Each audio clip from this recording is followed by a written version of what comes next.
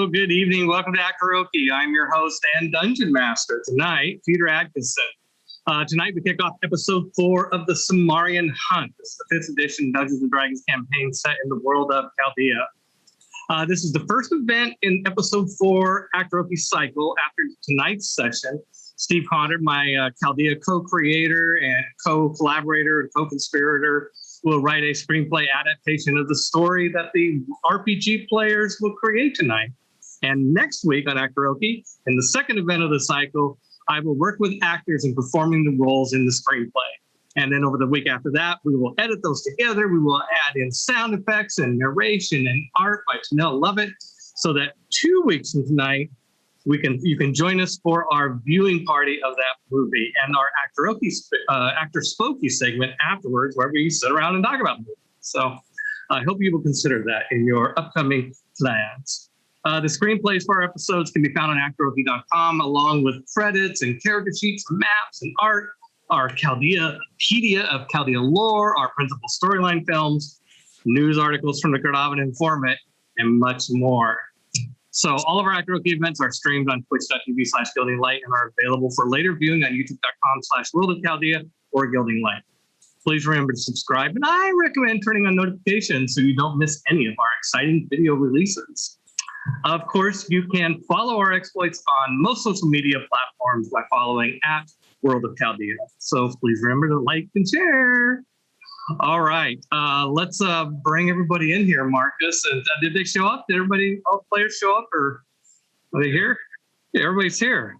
Excellent. And all right, we have our players here. Welcome, everybody. Woohoo! And also our illustrator. Okay, let's go around and do quick introductions. Introduce yourself, and if you have anything you would like to promote, go ahead and do that as well. So, Denise, why don't we start with you?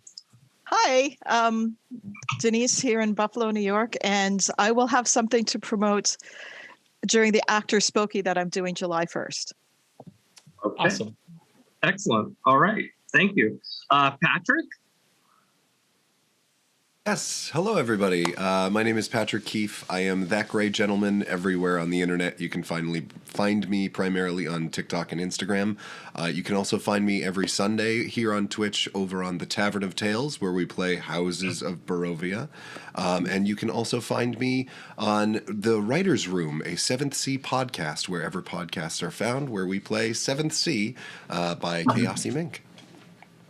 Excellent. All right. Thank you. Gabriel. Thank you.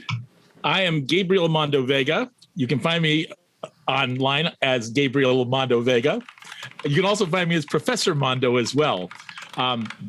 And what I have coming up on Labor Day weekend is the Pacificon Game Expo. So if you're on the West Coast or in the San Francisco Bay Area and you've been jonesing for some face-to-face gaming, well, this is the place. You know, it's a warm-up. It's a warm-up because 2 weeks later is Gen Con. So we're all going to get together and all hot and lathered with our gaming and our dice, and then we're going to trundle over to Indiana, and we're going to have some fun there also. So there you go.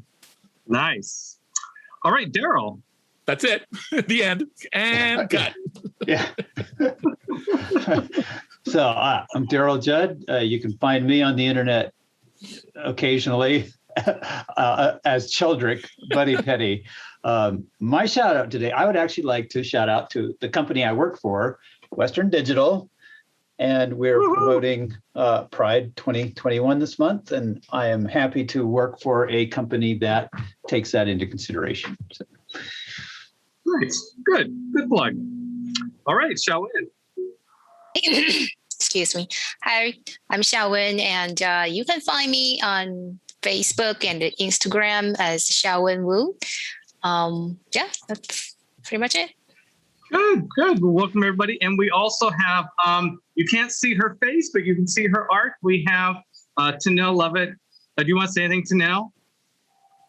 No, just excited to be here and draw your guys' adventures. Oh, yeah. So this is a real treat for us to have Tanel, who does a lot of our illustration work for Chaldea, illustrating live. And what is that, since you've got it up there open for us now? What are you illustrating here? I think I know. Go ahead.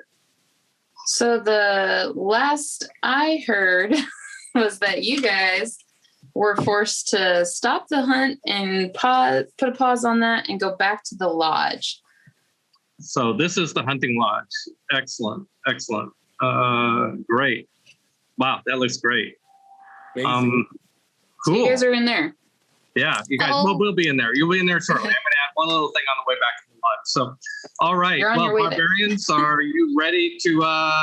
We got to do a little bit of housekeeping first. All the PCs are now level 3. Pansy was level 3 already, but now everybody else. And this time I will take some notes on if you guys are going to roll or not. Let's go around. Denise, is Claw? Are you going to roll for Claw? You know I am. All right, so let me, time to look at the dice roller. All right, that's a D8. Yes. Oh, man. 7. Hello. Nice. And Okay, this is the why I druid roll. rolls a 7 on a D8. Excellent. Well, you can apply your Constitution modifier if any and update Sweet it. With Christmas. orders. Yes. All right. How about you, Patrick? I have learned my lesson from last time. I'm just going to take what is given to me. All right. How about you, Gabriel? I was going to take 5, but I'm going to do this instead. Peer pressure. I'm going to take 5. I love it. And be relieved, right? All right.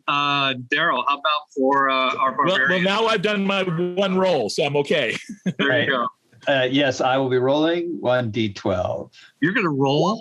Oh, my God. Oh, wow. A 9 plus Nice. Done. Constitution plus is 3, so I will take it. Wow. Excellent. Well done. Very well Take it done. like a barbarian. All right. Yeah. Like a barbarian. All right, XiaoWen. You don't get a roll because you got to roll last week. Yeah. So, okay, that little bit of housekeeping is done. We have. I want to remind you guys of our house rules for inspiration, and we will do Inspirational Awards at the end of the session, and those for different categories that you guys can decide among yourselves. I'll break ties maybe, or give some additional information, but generally you guys get to decide these awards. One is for humor, funniest in-character moment. By the way, I've taken these, these are straight out of Burning Wheel, so I'm gonna give Thanks, credit. Luke. Yeah, thank you. Thank you, Luke. Embodiment of best in-character role-playing moment. Mold breaker, going against your beliefs. We have to kind of have a pretty good idea. I think we are kind of getting an idea what everybody's about. So if you go against what we all know you to be about in sort of this wrenching sort of moment of like, oh, I'm having a change of heart. I don't worship Dionysus anymore. I'm not going to worship Set. Something like that. That's a mold breaker. MPV. Is the critical hit on the boss, that sort of thing, solving the major riddle, what have you. Workhorse award is for just kind of somebody who just gets her done. Lots, it's a party support role, somebody who just helps a lot. So sometimes it can be kind of tricky to figure out these things, but it's always fun. Okay, let me see if that's all the housekeeping stuff. Just a reminder also that the Anumian warrior is still manifested in the sky. If you are fighting for something you believe in, something a little deeper than the belief of, oh, I really want to get this gold, or I really want to survive this fight, something on the line that you really care about, you can get advantage on a test by calling upon the influence of warrior. Okay, so on the way, you guys have. For you, the hunt is over, I believe, for the words of Skahak, the hunt official who came out to find you in the plains after learning that one of her referees has gone off the grid. And so she is escorting you back to the lodge. And by the way, she takes the bag of holding from you, Torgrim. FYI. I mean, you can resist if you want, but you just Why? Why do you Pretty need much. this? I've already had one bag go missing. I'm not going to lose a second one. Now hand it over. Besides, if you want points for your kills, they're in the bag, and I'm the one that will have to count them. Okay, then. Fair cop. She's not in a good mood. I mean, you're not seeing her in her best. Just to kind of recall what the mood was at the end of the last adventure. She came out and she had a bee in her bonnet. That's for sure. Was that a pansy joke? You did I there. see what you did there. Yeah.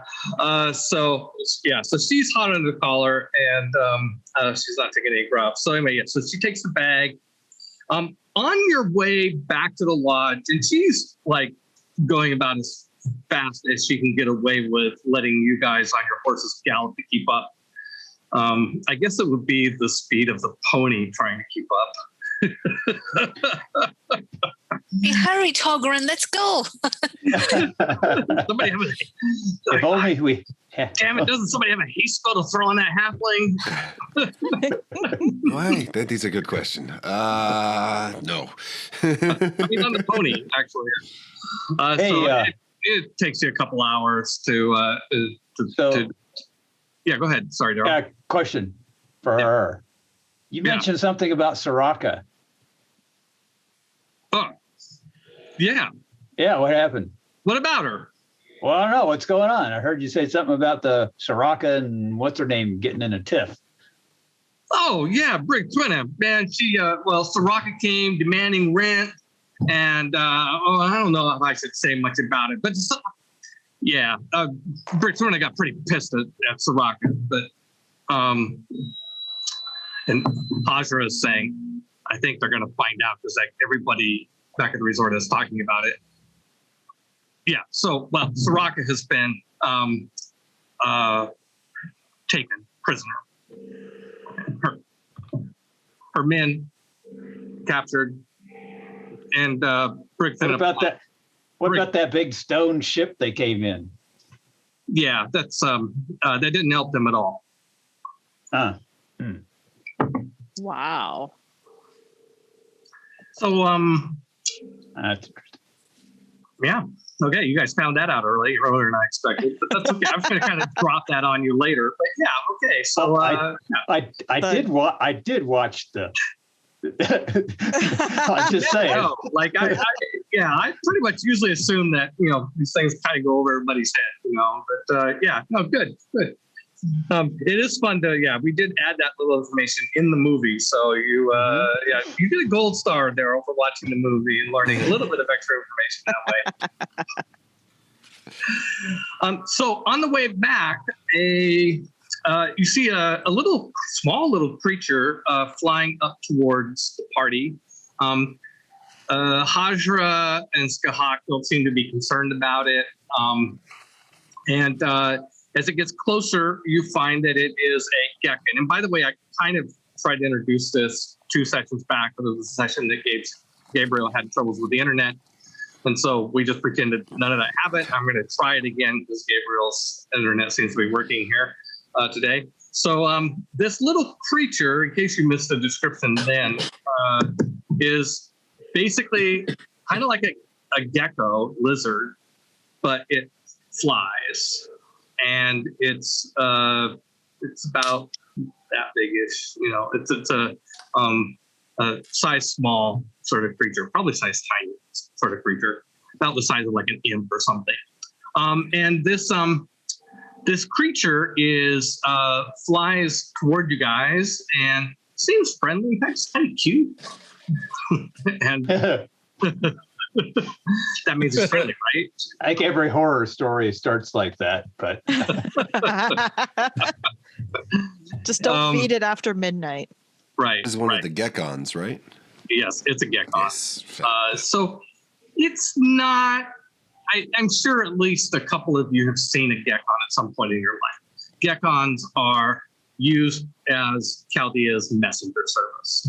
They're a step up from, say, carrier pigeons or crows or something like that.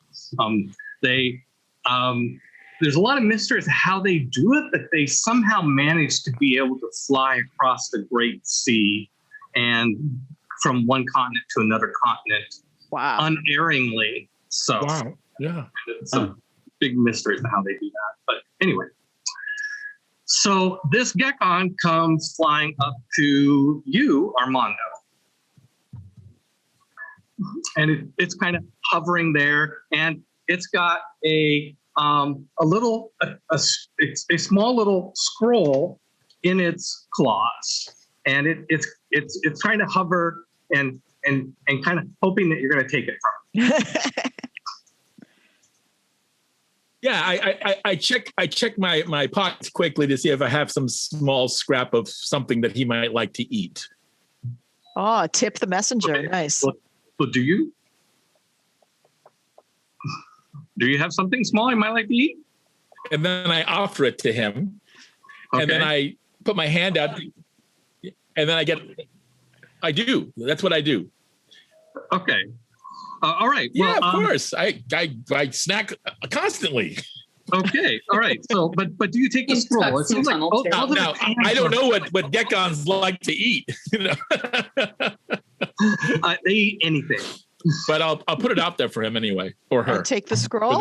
You take the scroll. It doesn't seem like okay. Then it's a little bit of a biscuit, is what it is. Yeah. You got to take the scroll because then it doesn't have any way to grab the biscuit. Okay. I have the scroll. You take the scroll. It eats the biscuit. Just like a gold. I mean, I take the scroll and I give him the biscuit. Yeah, it's just like one swallow, it's gone, right? And the scroll, you open it and read it. Awesome. I wave goodbye. It's not going anywhere. It's still hovering there. It might be waiting for a response. No, I'm going to give it to Cal. Can you give the scroll to Cal? Scroll to read. Sure. Cal will read the scroll aloud. Oh, that's response. Okay, well then I will open it up and read it aloud. No, I'm going with you gave it to Cal just because you said that happened. Okay. Don't mind me. I have consumption. You have done this thing. Oh, we lost Gabriel. No. Gabe's back. Marcus is probably scrambling to rearrange us, but I'm going to keep talking. Yeah. Okay. So this happens whenever a Gekon shows up. Gabriel's internet goes down. Yeah, I don't know. I noticed that. Should it be getting messages from beyond or something? They travel on 5G. I was going to say, that's what Gekons eat. They eat Wi-Fi signal. Gekons eat. I say a little bit. Okay, so Calcimer, you open the scroll and read it? I will read it aloud. It's a cursed exploding runes. No, I'm just kidding. Don't think. The cleric again? Why? Do not think I would not do that. But no, this one is, it says, Armando, what kind of sword would you prefer for the singing sword? A rapier, a longsword, a khopesh? What? Write your answer on the line before and give this message back to the Gekon. Tips appreciated. Cal hands it back to Armando. Frozen. It seems like it is up Peter, could you repeat that, please? Me to choose. Yes, it says, what kind of sword would you prefer for the singing sword? It's signed Cosmo the Magnificent. You want a rapier, a longsword, a khopesh, what? Write your answer on the line below and give this message back to the Gekon. Tips appreciated.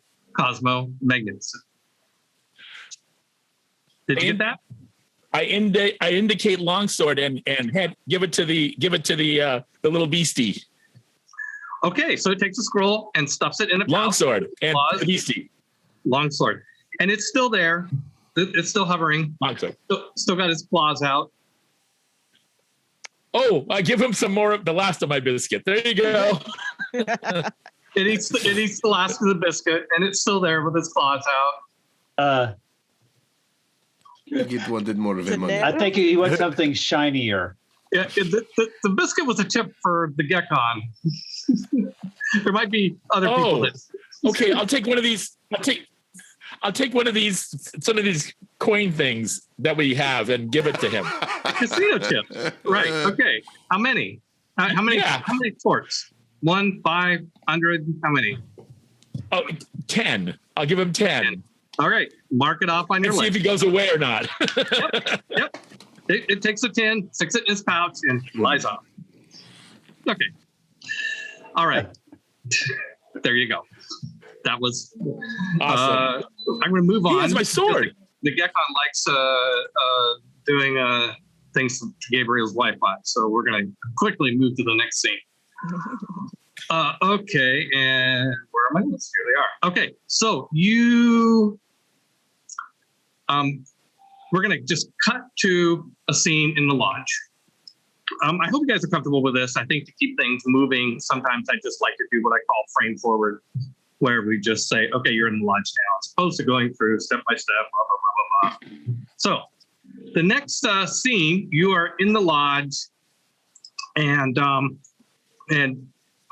you've been kept waiting for a little while. Skahak left. Apparently, probably went off to report to Brinkman what was happening. Hajra is hanging around, and eventually she comes back. And when she returns, she is with a Taxian psionicist. Oh, what is that? Okay, let me explain it to you. So Taxians are an ancient celestial race that go back to the Age of the Celestials. Not this particular Taxian, but the race does. And Chaldea evolves in what are called ages. And it's about every 10,000 years, a new age begins to dawn.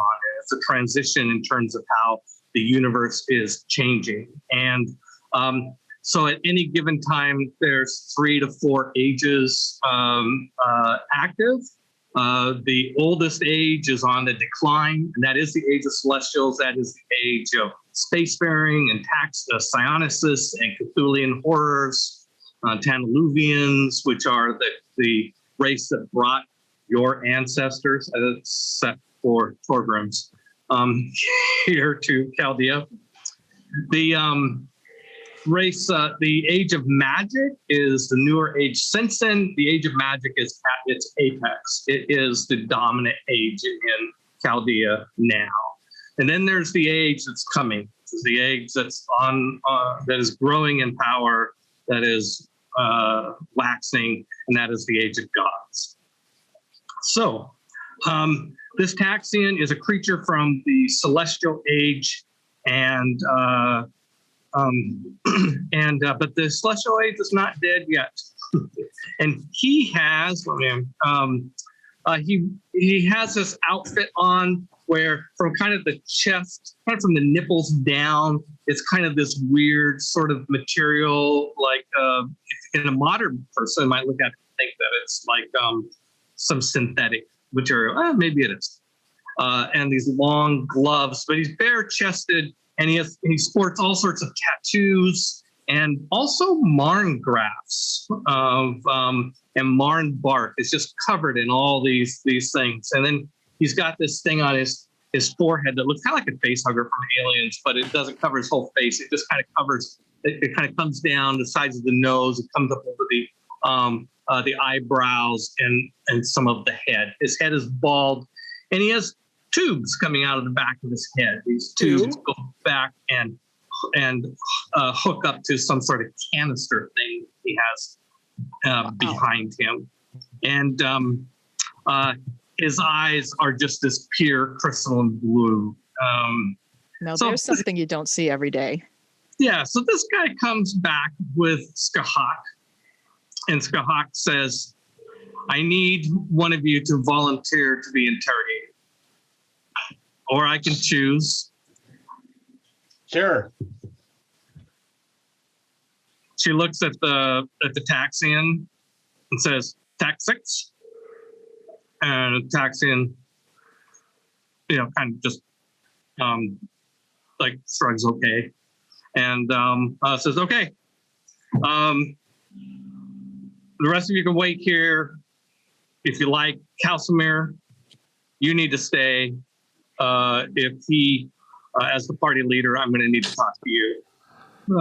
There's a little buffet there. You guys can get some fruit and vegetables, and some rice and leaves and stuff. Something to drink, The mood in another this, biscuit. Of course. yeah, she's got, there's bodyguards and stuff around. There's other hunters coming in and out, registering for the next hunt, this sort of thing. You don't see any of the people that you know from the hunt that were in the other parties. So she takes you, Torgrim, to an interrogation room. And there is a chair that looks kind of like an execution chair. It's got a bunch of straps on it. And stop me at any time if you want to. But what she does is straps you into this thing. She doesn't explain why. Straps you into this thing, including a strap around your head, cinches it up real tight so you can't move. Straps around your arms, legs. Okay, you're pretty well strapped in now. Okay. That moment, that slice of agency is gone. So I'll kind of test the strength of these straps in this chair. They've pretty good. Yeah.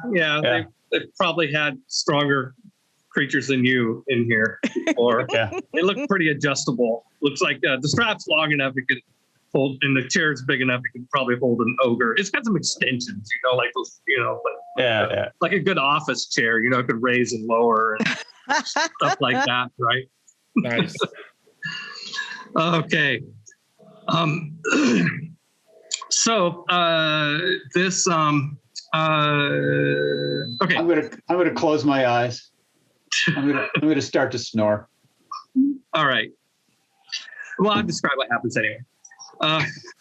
So before you drift off to sleep, Taxix runs around, sits on a stool, like right in front of you, facing you, like the two of you are almost like looking, and and he just reaches out and sticks his a finger right into one eye point, and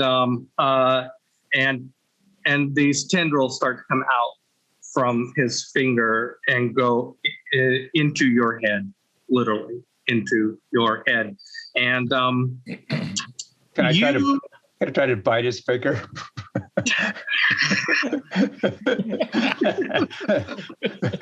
Yeah, he's done this before.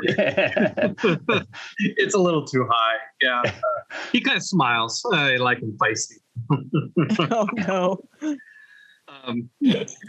He says, I will only tell you this once. The more you resist, the worse it can be for you. Lovely. Yeah.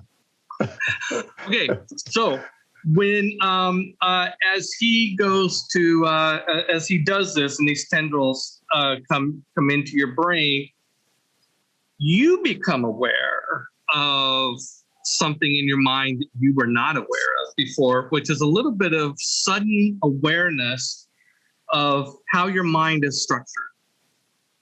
That it's like suddenly you can see into your own mind, and it feels like you're in some place, like you can walk around and do things like you're in a location, right?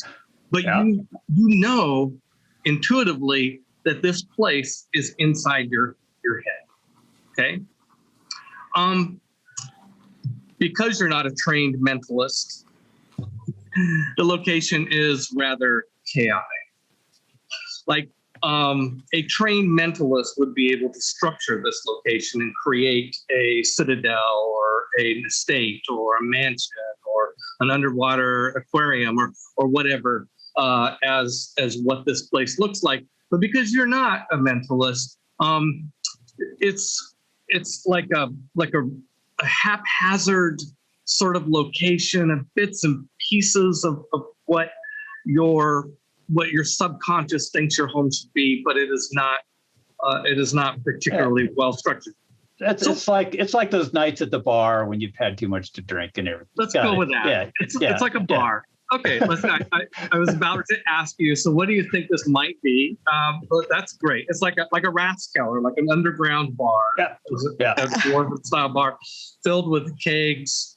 And you kind of, and you can kind of look and you can see a keg, but it wasn't there a moment ago. It's parts of fading out.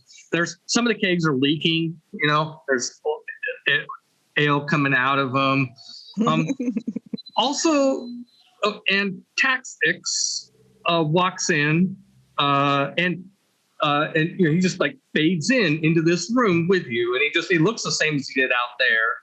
He's just standing. Yeah. You're standing, even though intellectually you're sitting. Right. But in your, this is, by the way, your mental foyer.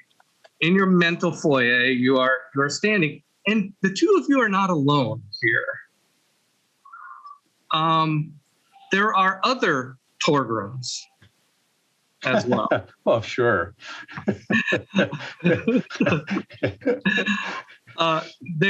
There are so you, as Darrell playing this character and the consciousness of Torgrim, we will call you Governor Torgrim.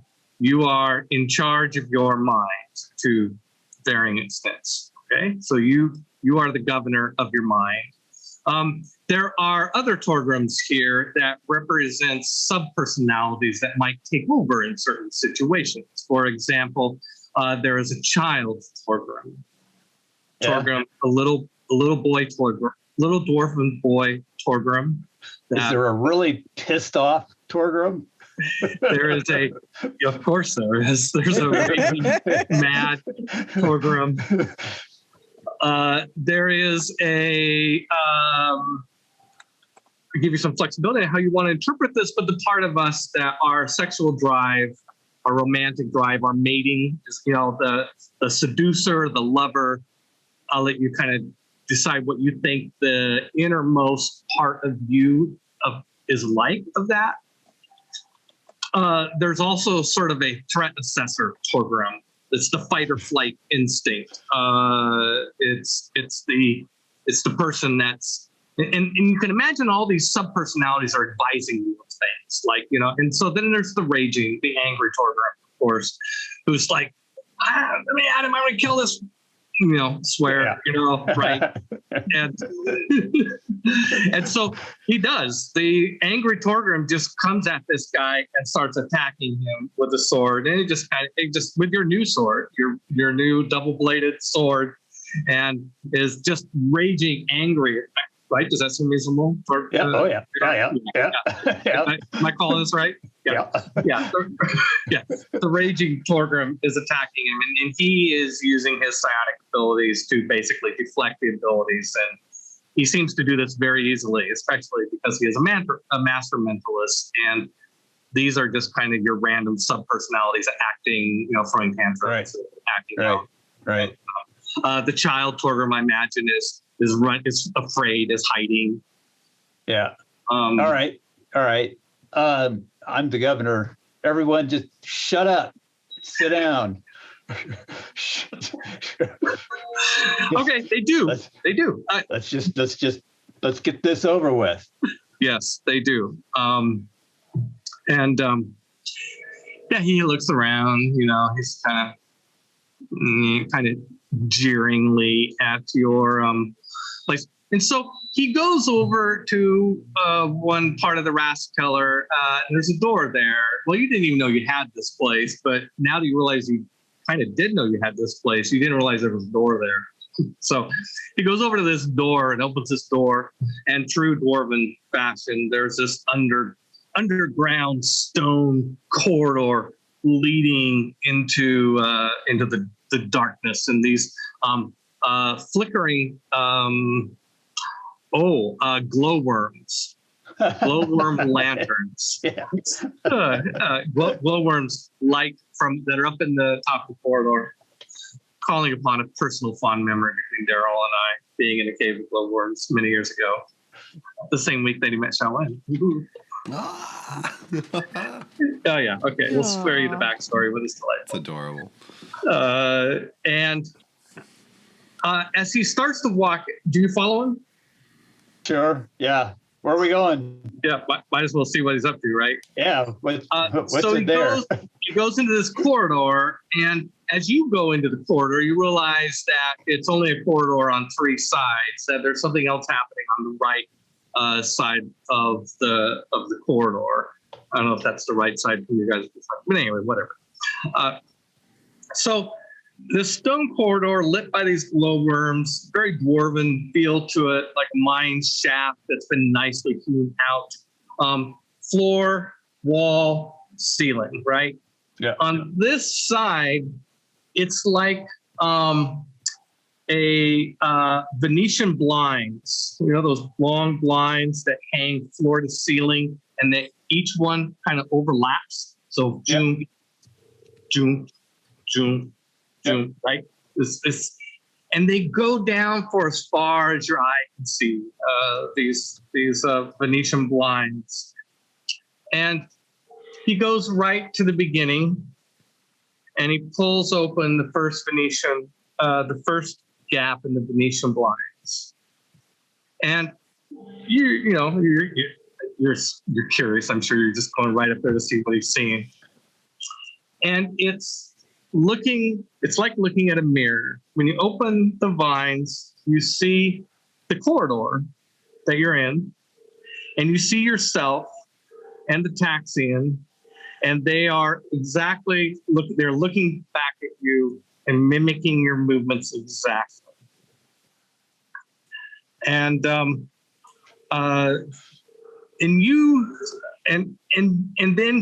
he starts to, and everything he moves, and it's also like that is slowly scrolling in time. And so what it is, memory lane. This is your life.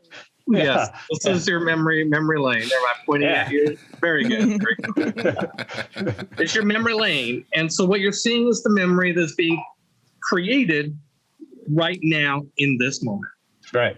And so then he starts to go up the corridor, parting different blinds, and the very next one, it shows you being tied into the chair and him doing that. And it's and when you separate two blinds, it's like, jumping in a movie to another place, and then being able to, and then it scrolls forward in time from wherever you jumped, right?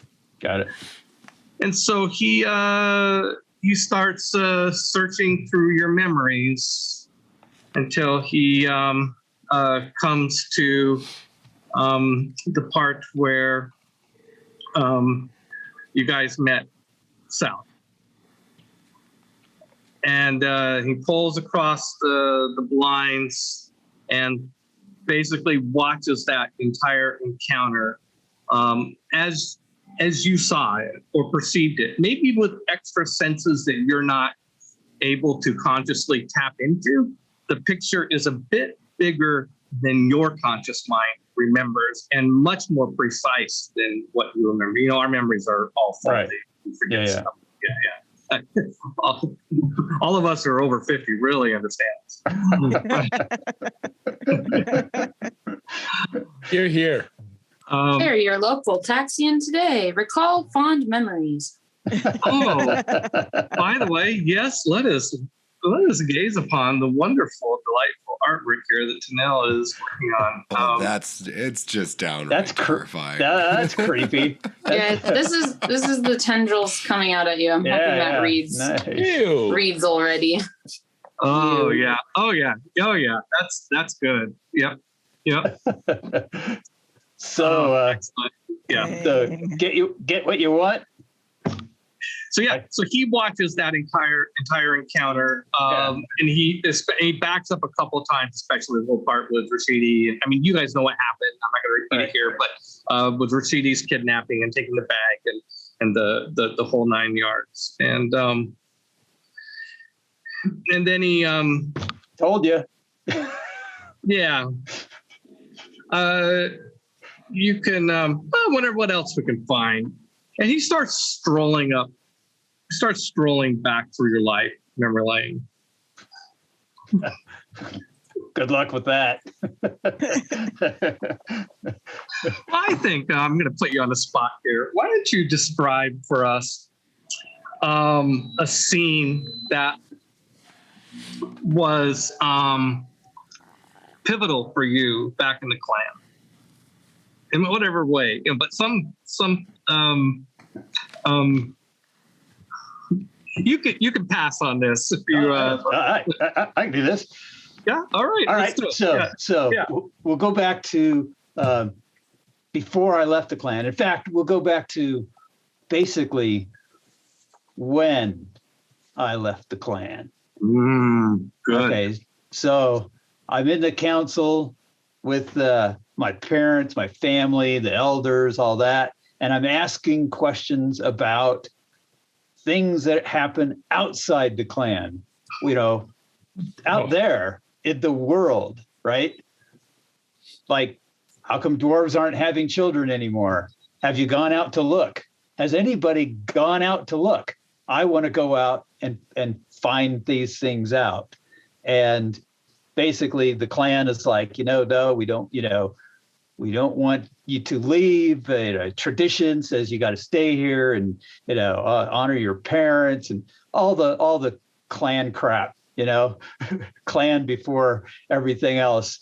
And that's when my first rage happens.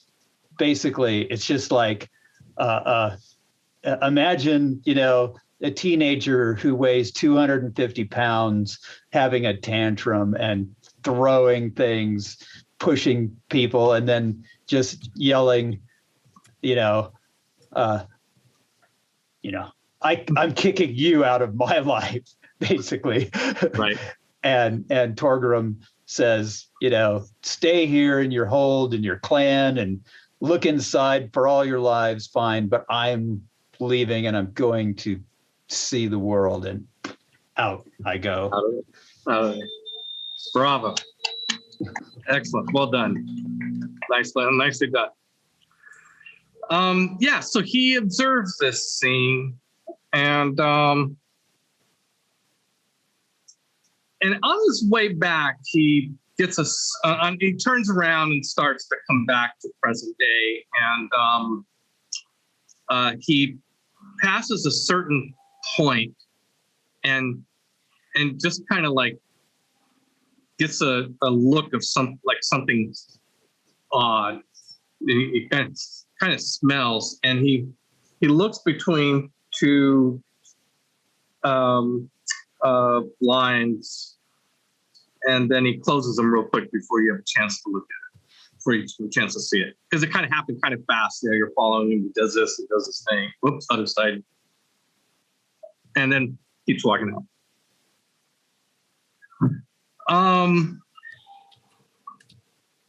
Okay, so he goes strolling out and leaves you in. And when he disengaged, this has all been kind of mellow. It's like I kind of neglected to add a little color about the other personalities. I mean, you can imagine that the other Torgrims have. I can't imagine the lover would have done much in this scene, but the child being afraid, the rager just cursing a lot, and there's got to be a smart ass Torgrim in there too. I'm just saying. Just one? Yeah, just saying, yeah. Ooh, Talaxian mind thing. Woo. the threat assessor is like, let's get the hell out of here. This guy's gonna leave. Yeah. Don't rock the boat. Don't let raging Torgrim antagonize this guy. It's like the highly educated Torgrim that like none of the other Torgrims listen to. Well, that's kind of yeah, there's always one that always gets left out. Misses out on staff meetings. So am I back in the Raskeller area? So he walks out to the Raskeller. I assume you follow him. And then he turns to you and says, "Good luck." And sure. And starts to fade away, and you start to return to your conscious side. And when you return to your sort of conscious Torgrim, you find that you are in excruciating pain and screaming like and then you guys are probably hearing Torgrim screaming in the background somewhere, echoing through the lodge. Drinking again. I'm not super okay with this. What are they doing to them? To him? He's being interrogated by a psionicist. You saw the guy that was in here. Oh I my. understand, but why? What is To the get the purpose truth. of this? It's the only way I can know for sure exactly what happened. Truth, I'll give you the truth. You Right can't up your- handle the. Good news is, if he finds nothing, if he finds out that story is as you told it, then I will know that you're innocent. Otherwise, No, I have the spell Zone of Truth, right? I've just done that. yeah, that spell can be broken. That is fair. Okay. Yeah. Is there a quiet corner where I might be preparing my shiny new spells? You know, I mean, I suddenly felt this growth of hit points. I'm wondering if my second level spells also kicked in. Oh, you've got to get a long rest and do the whole morning druid routine to get new spells. Sorry, Don. Yeah, Had to ask. Which reminds me, third level barbarian gets to choose his path. Oh, choose the path. Yeah. Take one on the left. The one on the left is did chose a path. You just chose the path of getting interrogated by sinus. Okay, so hey, as a reward for being interrogated by the sinuses, and you'll get some experience points, of course, later. You also need to make a saving throw to be kind of like you were kind of going along with this all nonchalantly. Afterwards, coming out of it, you're in a moment of terror, and you basically have to make a saving throw to see if you aren't, your brain's not a little scrambled. Fortunately, you have inspiration, so that's a little bit of a safety net here for us. But I'm going to tell you, I hate to do this. I hate to go old school, but a 1 is death. A natural 1 on the saving throw. A natural 1 on a save is death. Now you'd have to roll twice because of inspiration. Right. So I'm just announcing that straight up. A 2 is you are catatonic, which won't be really a problem for you, but it's going to be a problem for the party. Peter. Yes. If I were to use Bardic Inspiration on him and allow him an additional die, would that allow him to avoid the doom of 1? No, a natural 1 is going to be a rolled 1 or rolled 1. Yeah. Natural 1's going. I will, however, allow the Bardic Inspiration to affect the modified roll, which could help him escape some other problem. But I'm only going to say the natural 1 is death, and natural 2 is catatonic. But got it. Now, here's the other thing. Here, whoop. There's another little thing. Oh, if you rolled, we'll keep the roll. But no, you haven't rolled yet. But I like to tell these things before you roll. For this saving throw, intelligence bonuses are reversed. The smarter you are, the more susceptible you are to insanity. The dumber you are, the less susceptible. So if you take your intelligence modifier and flip it, and just roll your d20 and do it in your head. Don't worry about proficiency bonuses or anything like that. No, it's a +1, so it's not horrible. I will. All right, here comes. Hold on. I'm rolling. Hold on. I'm going to invoke a Bardic Inspiration for you, my friend. Okay. You're gonna play some mellow music on the way out of it. Yeah. Program is a dumb dwarf. E-I-E-I-O. Go. Here comes the D20. That's it. 8. Okay. It's not terrible. I mean, it's really a 7? Yeah. Yeah, you don't have to use the die right away if you don't think you'll need it. You want to burn a point of inspiration, see if you can get better? Well, you said 1 and 2 were the problems. What are there other? You're still pretty crazy right now. Real bad problems. You can get insanity. No, you want to get as high a number here as you can get. Trust me. See if you can get above a 10. Spin the inspiration. See if you can get better. You've already avoided death. One inspiration. Yeah. There we go. Well, that's great. Yay! Okay. Double digits. So you said your intelligence is +1, so it's a -1. Is that right? Yeah. And then plus, what's the Bardic spell do for him, Gabe? We did the shuffle here. Gabriel, do you know what does the bardic spell do? Oh, bet I can look it up. I believe. Bardic inspiration. Is it like a D4 extra or an advantage, or do you already have D4 or D8? You gain a 1d6 inspiration die 1d6 that you can use. All right, so Darrell, roll 1d6. Gabriel, you're breaking up. I'm just going to call it. It's 1d6. Go ahead and roll it, Darrell. 5. Yeah, 5. Okay, so you got from 11 down to 10 up to 15. Okay, right? Yeah. Did I do the math right? Yeah. Bravo. Okay, so 15, you're okay. It just was painful, and you got a bad headache, and it was terrifying. But you're dealing with it. You're processing it. Okay. You do remember being in your mental foyer. You remember everything that happened. The other reason, by the way, to use inspiration there is if you would have gotten an apple 20. You would have discovered that you're a latent scientist. There was some upside here, but that didn't happen. I just natural powers unlocked. Yeah, natural powers unlocked. Yeah. So, all right. Barbarian psionicist. Oh man. Yeah.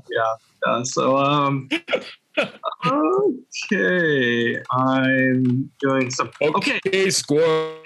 So the psionicist brings Torgrim out to the group.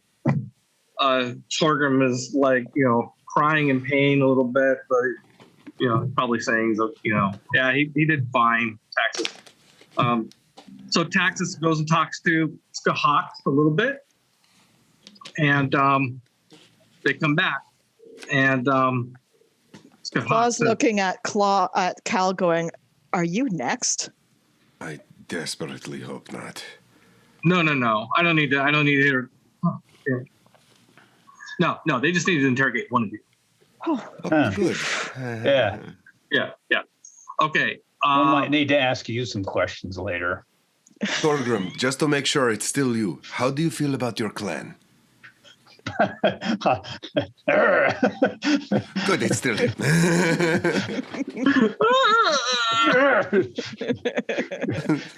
It makes a few rude gestures. Growls. What number is this? Odin's crow, that hurt like hell. It's definitely still Torgrim.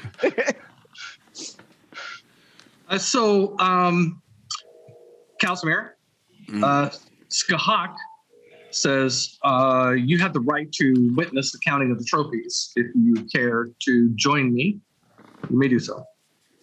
Sure. Okay. So she leads you into a special chamber down in the basement. Not the same special chamber that Torgrim just had. There's no special chair, right? There is a huge pentagram on the floor. There are incense that is a lot of sulfur that is burning in here. It smells absolutely horrible. Rotten egg is closest analogy. Yep. Never smelled burning sulfur before. It's pretty bad. And there is a large cube in the room that's about 20 feet by 20 feet.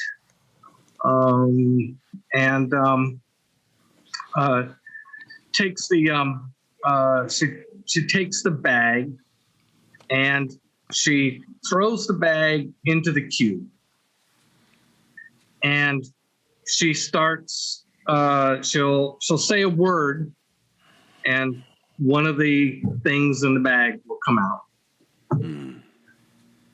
And it comes out also in stasis. And so there's the tunnel tear, and you guys burned the eggs. No eggs, but there's the attars. No, we took a bunch of eggs.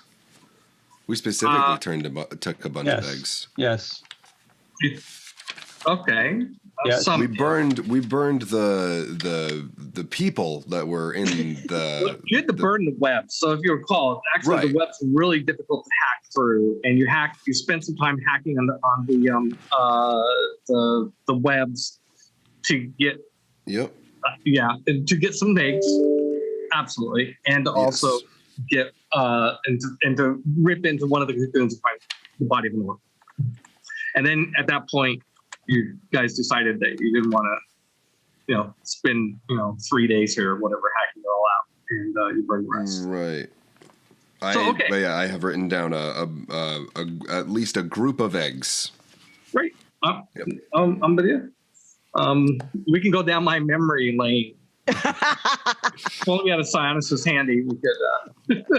I'll pull up the previous script. Don't make me check the documentation. Wait, I see Adrian, and then there's a blank. Okay,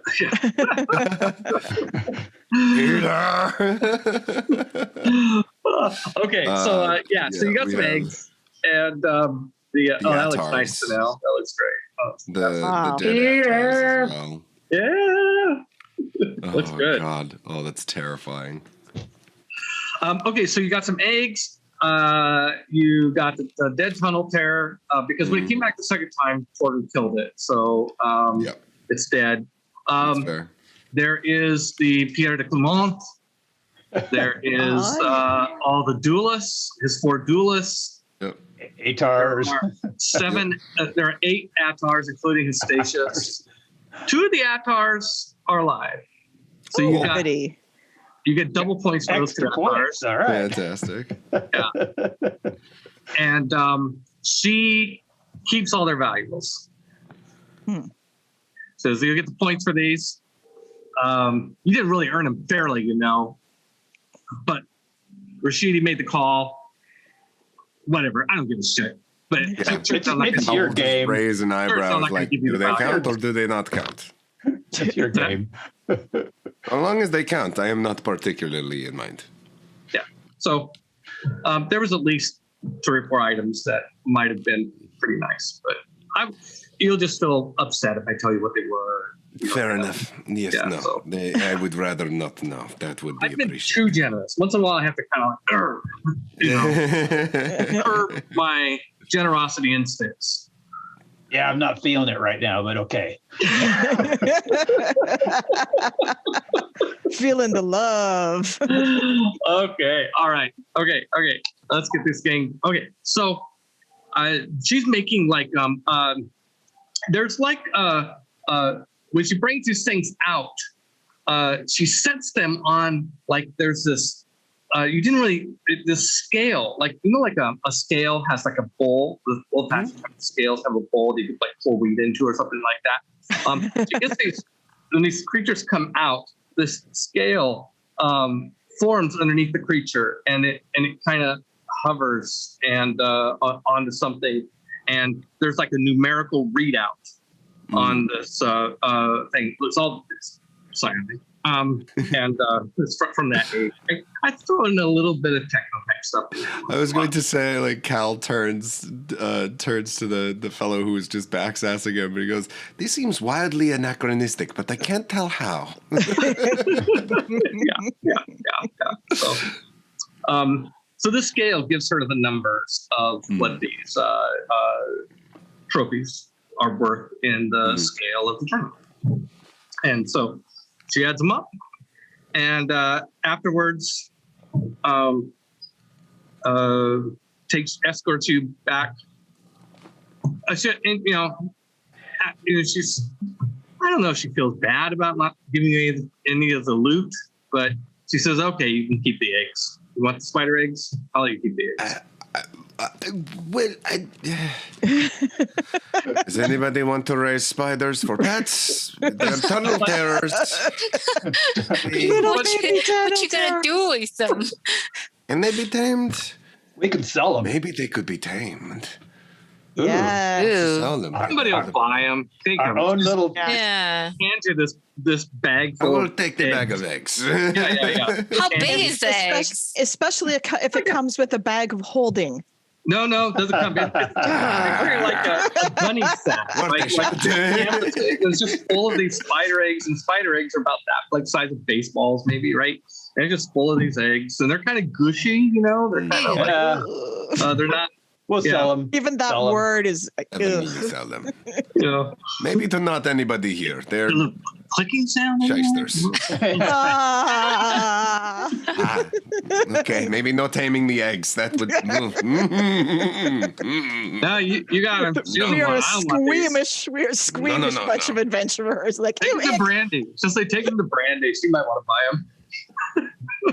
You know what? That is a brilliant idea. I will take them to Brandy. I'm sure she would love that. Show, right?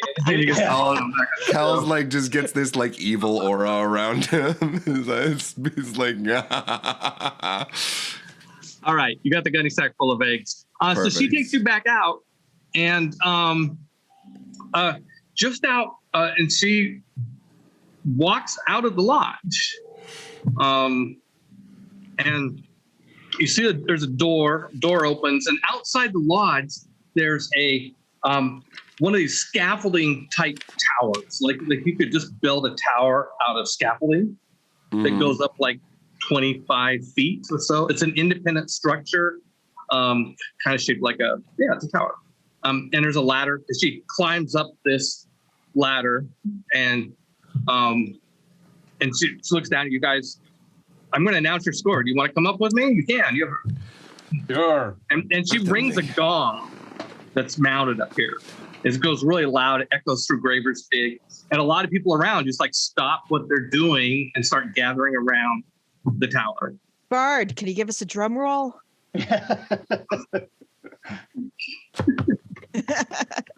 Oh, you're muted, Darren. Yeah. There you go. Okay. So you guys go up. So do you all go up, or what? I totally want to check out. Yeah. This earns this. Go. We would go up. I know Armando would. I wasn't sure about the rest of you. So anything to ham for attention. This is good. Hopefully okay. So people kind of gather around, and there's also a status board up there. Okay, that lists all the teams in the hunt. Okay, and there's and it's all blank in front of them, right? And so she announces, "Let it be known that the Barbarians have returned successfully from the hunt." And what's weird is like now she sounds like she's your biggest fan all of a sudden. Yeah. Like up until this, she's been ice and anger, right? And now she sounds like this, like Barbarians have returned. And with a score of 27,600 points. And everybody just is like, quiet for a moment, like, oh, like, what? Those guys? That's good? Is that bad? Yeah. Like, what's the scale here? What's the historical high? 27,600,000 compared to like 100,000? Or compared to like in order maybe to be able to redeem them for a single hotel night, we needed millions. I'm pleased to announce that this is a new record for this bracket. This is the best score ever for the Gravers category. There's four categories, and you guys are in the Gravers category. There's a Hunters category, which is like people hunting pheasants and stuff like that. And then Gravers, Heroes, and Superheroes. All back in some old school D&D lingo there. So you're in the Gravers category, which is, roughly like, first to fifth level sort of thing. So this is a record.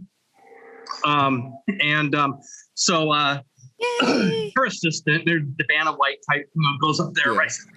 Marks in 27,600, and then people kind of get over their shock and like start cheering, like woohoo, woohoo, and then let's say Haja. Yeah, Haja's updating the board, and she kind of winks at Armando, thumbs up. You guys sure you don't want the eggs? Yeah. And then oh no! And then they update their chicken eggs. And she goes, but I'm sad to report that Pierre de Clement and his entire party have been slain. And she just writes big TPK. Because nobody ran away. Yeah, TPK. It's a shame. For Pierre de Clermont. And Truly a well-dressed fellow. Yeah. Yeah. That's the last hobbit he'll ever shake. While you're up there, by the way, Gabriel, are you frozen? No, you're moving. Good. The Gekon comes back.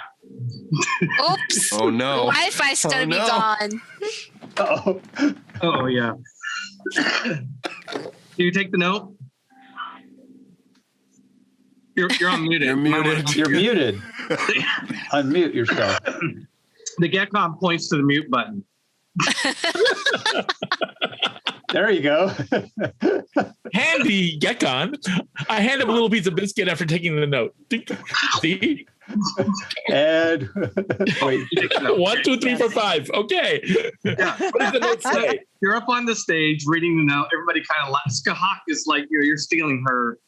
She's supposed to be this. You're stealing her thunder a little bit, but whatever. So yeah. No, I'm stealing her thunder a lot.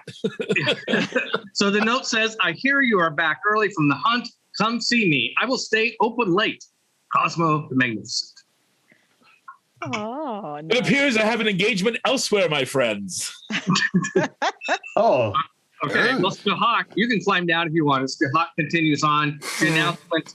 And I need to announce that Team Invisible has been disqualified. yeah. They're enemies of the hunt.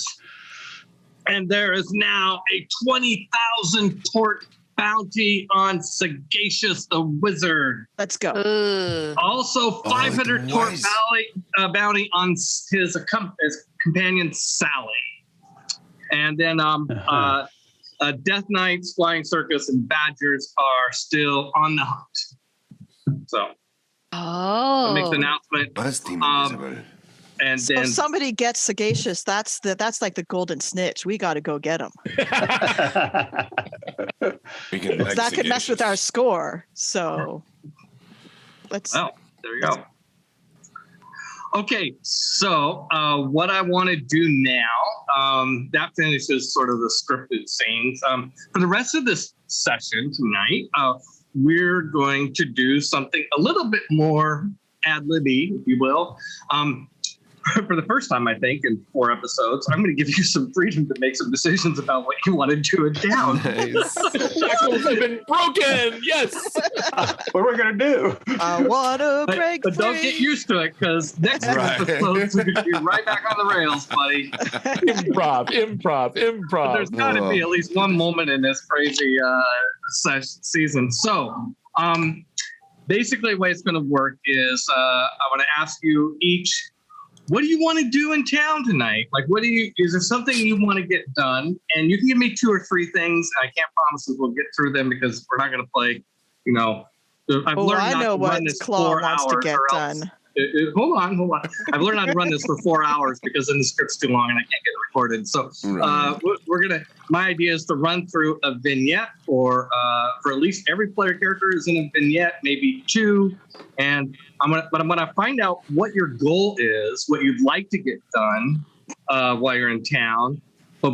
But I want to find that out from everybody, and then we might take a little bit of an intermission while I figure out how I'm going to stitch it all together and try to ad-lib back and frame forward. And when we do these, it's going to be like jumping right into like the key scene of whatever it is you want to do. Not a lot of like, oh, I'm going to go ask the bartender, blah, blah, blah, blah, blah. Mhm. So, and of course, Augie, by the way, yeah, quick thing. Augie is back, so excited that you guys have survived and so proud of you.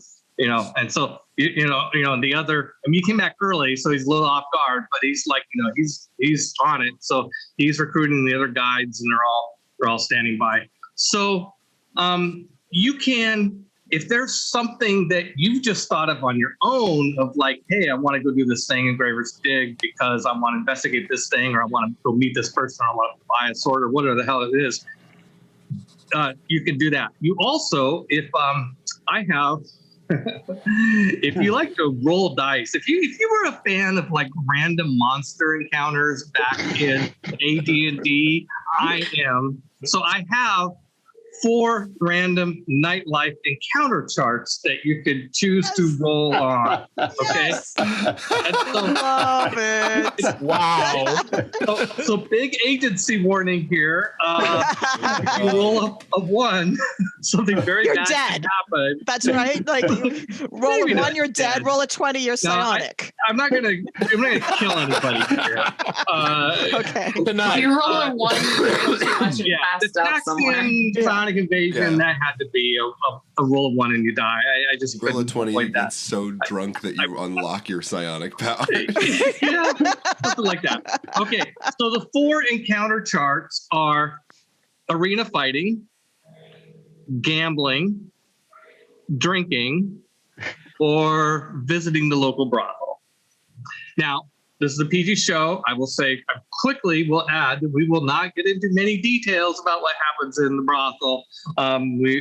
But there is something interesting will happen outside of the sex, and depending on what you roll, it won't just be, other things happen. And, you meet interesting people, whatever, right? So those are those things, or there's just. So I would say. If you just want to jump straight to that, you can say that. If you want to, I want to do this one thing, and if I can, I want to do that thing too. That's okay. So give me a couple of things. Give me your first choice. Something we'll do for sure that you want to do, and then give me a second choice if it's time to get that too. So I started with Denise last time. I'm going to work from the other direction. I'm going to start with XiaoWen. What do you want to do in town? Oh, well, I think Pansy feels extremely relaxed after, the whole thing about peers, and now the dagger's hers, and, got a high score. She felt like she need to celebrate. And so she just look around and see she has the urge of doing something. Okay. Yep. So you don't have to find the right person or anything right now. You can kind of explain to me conceptually what you'd like to do, or a specific target. I can work with that and help you get there. Well, she wanted to okay, it's a great wing and, feel good. We need a big celebration. Let's throw a party, something like that. Throw a party. Okay. Do you have anything in mind for the party? What? Is it something more to work with and everybody just getting drunk, or? Well, there's definitely alcohol involved, and maybe some entertainments. Entertainment? Yeah. Do you have anything in mind? I don't know what's the local can offer, what's around. Or new. Dancers, jugglers, fire eaters, music. The one that plays at the dive bars, the good. Yeah, acrobats, and they got a big gong here. Get it on, bang a gong. Oh yeah, the gong band. It's just belly dancers. Well, how about, okay, let me think about that. Okay, I'll come back. I'll come back to you. Okay, so how about you, Armando, Gabriel? Well, there couldn't be a bigger arrow pointed towards Cosmo at this point. So I think a visit to Cosmo is in order. Take her to the best entertainment venue that there is in town. Okay, let me guess. The bard's looking for entertainment. For some supper, and you're looking for a gig. I think he's looking for a date. A gig and a gal. Gig and a gal. A gig and a gal. Okay. I got you. All right.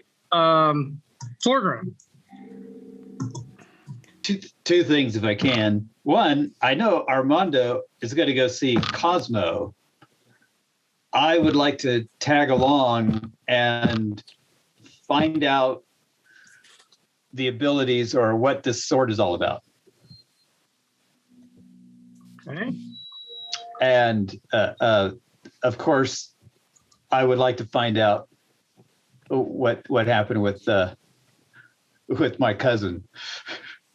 So I'll be cruising for some information, and I might try to get Augie involved with some information gathering.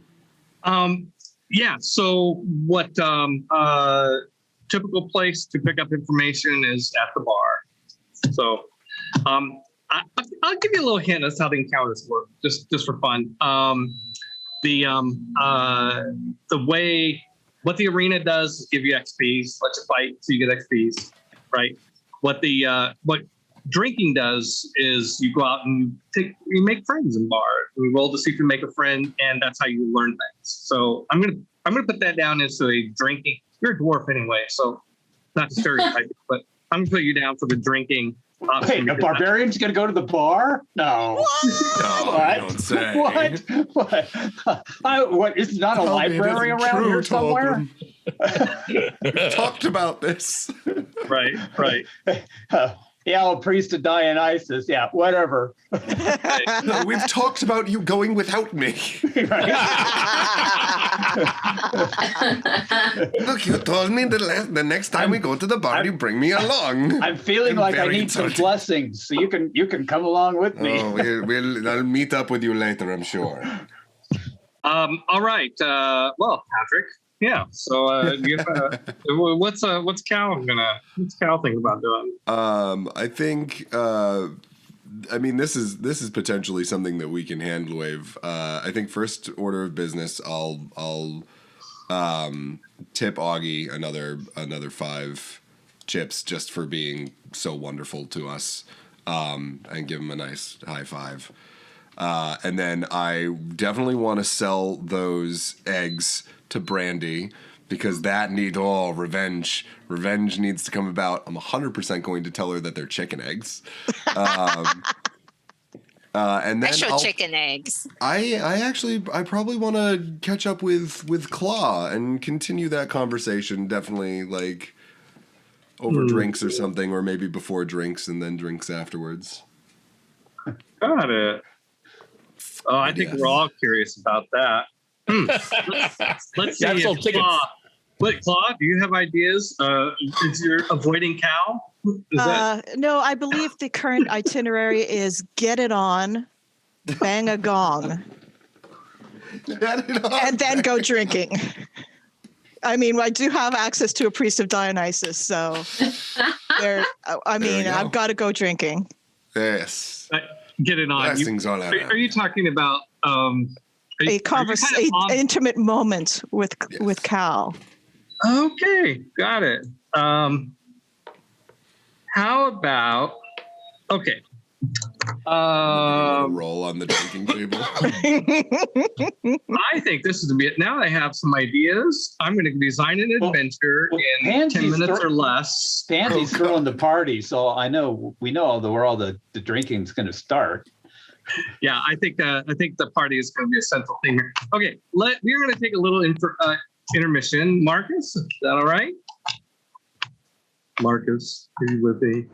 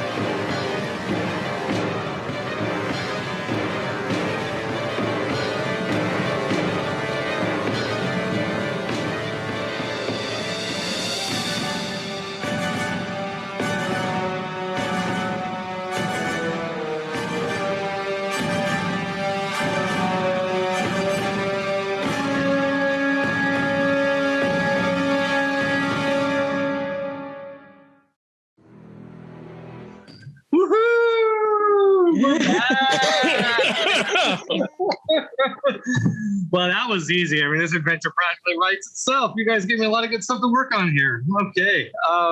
So we're back. Okay. So I'm picturing this scene where Pansy and Torgrim and Armando just kind of go rushing over to Augie and talking all at once about what they, Torgrim, like, where's the bar? Armando, I want to get a gig, singing gig here. And Pansy's wanting to throw a party, and Augie's like taking it all in, like, okay. But he's like on it. Like, okay, he's like, you can tell everything is said, even three people talking at the same time, he catches everything. And so he thinks for a second, I'm picturing Javion. And so, okay, he says, well, I have an idea for you, Pansy. I'll start with you. How about you rent the arena and throw the party there? That's a great idea. Yeah. Yeah, let's do it. Yeah, let's do that. Oh, and by the way, I neglected to mention something earlier. So we got to backtrack back to the same Calcimer when you were with Skahak and all the trophies. Yeah. And then, actually, up on the stand, you got money. She gave you 2,760 torts. And she did this public. This is your award money for being so successful in the hunt. And if it turns out that none of the other hunting parties beat you, you'll get a bonus once all the parties have come in. Gotcha. All the ones in your class. The Badgers are in the hunter class, but the Death Knights, serious contender, they're actually the favorites, and the Flying Circus.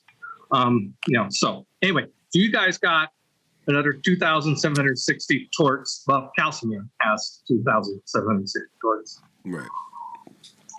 And how much did we start with each of us? We owe 5,000 total. We owe 5,000. 50. Well, no. Wait, we need to. It was 1,000. It was 1,000 each. We have 1,000 each. Yeah. So 5,000 total. You had 1,000 each. Yes. Yeah. So we owe 5,000 plus interest. Pansy still has most. I have 990 left. Yeah. Excellent. Okay. 170. So he says, yes, you can rent the arena for private parties. It costs 5,000 torts, but it's not going to cost you anything, because here's what we do. I've done this before. What you can do is the bar. The 5,000 torts is a bar tab guarantee. If we market this correctly, and I will send guides out throughout all of Graver's Dig, even over to Sheol, and tell everybody about the victory party for the barbarians, and people will come. You will not end up having to pay anything. But you are, don't worry. I got it. Here. Yeah. So Pansy's so excited, she pulled out the 200 gold pieces, give to Argy, saying, here's your commission. Torts. 200. You give Augie 200 torts? Yes. Okay. Wow. I worked triple hard for you. Quadruple hard. Awesome. Let's make it awesome night for everyone. We will do it. Okay. Is that for entertainment? Armando, you're looking for a gig. Perhaps Pansy would let you perform in the arena for the party.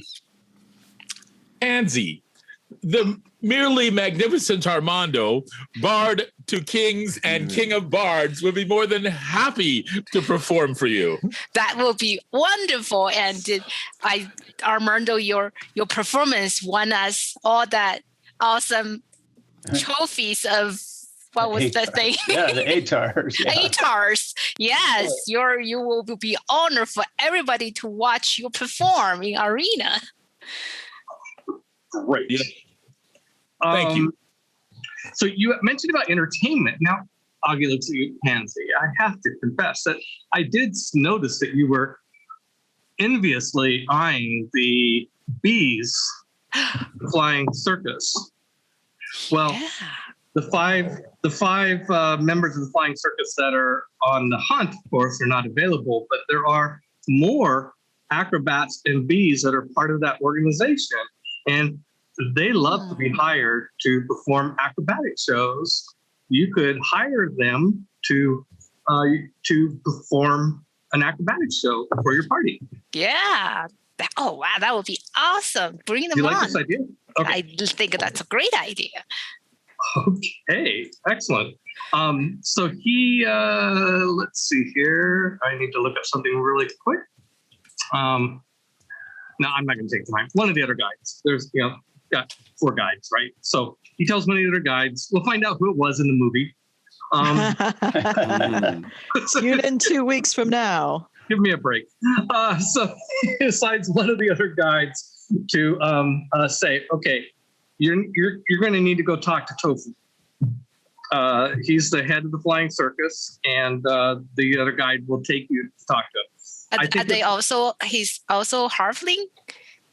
Oh yeah, they're all halflings. All right. Yeah, they're all halflings. So Tofu is the one you want to talk to. This guy can take you to see him. And Okay.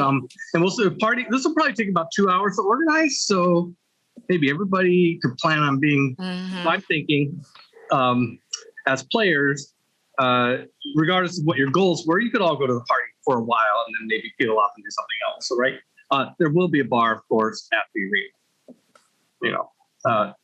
Augie says to Torgrim. So, Torgrim, Darrell, did you guys that?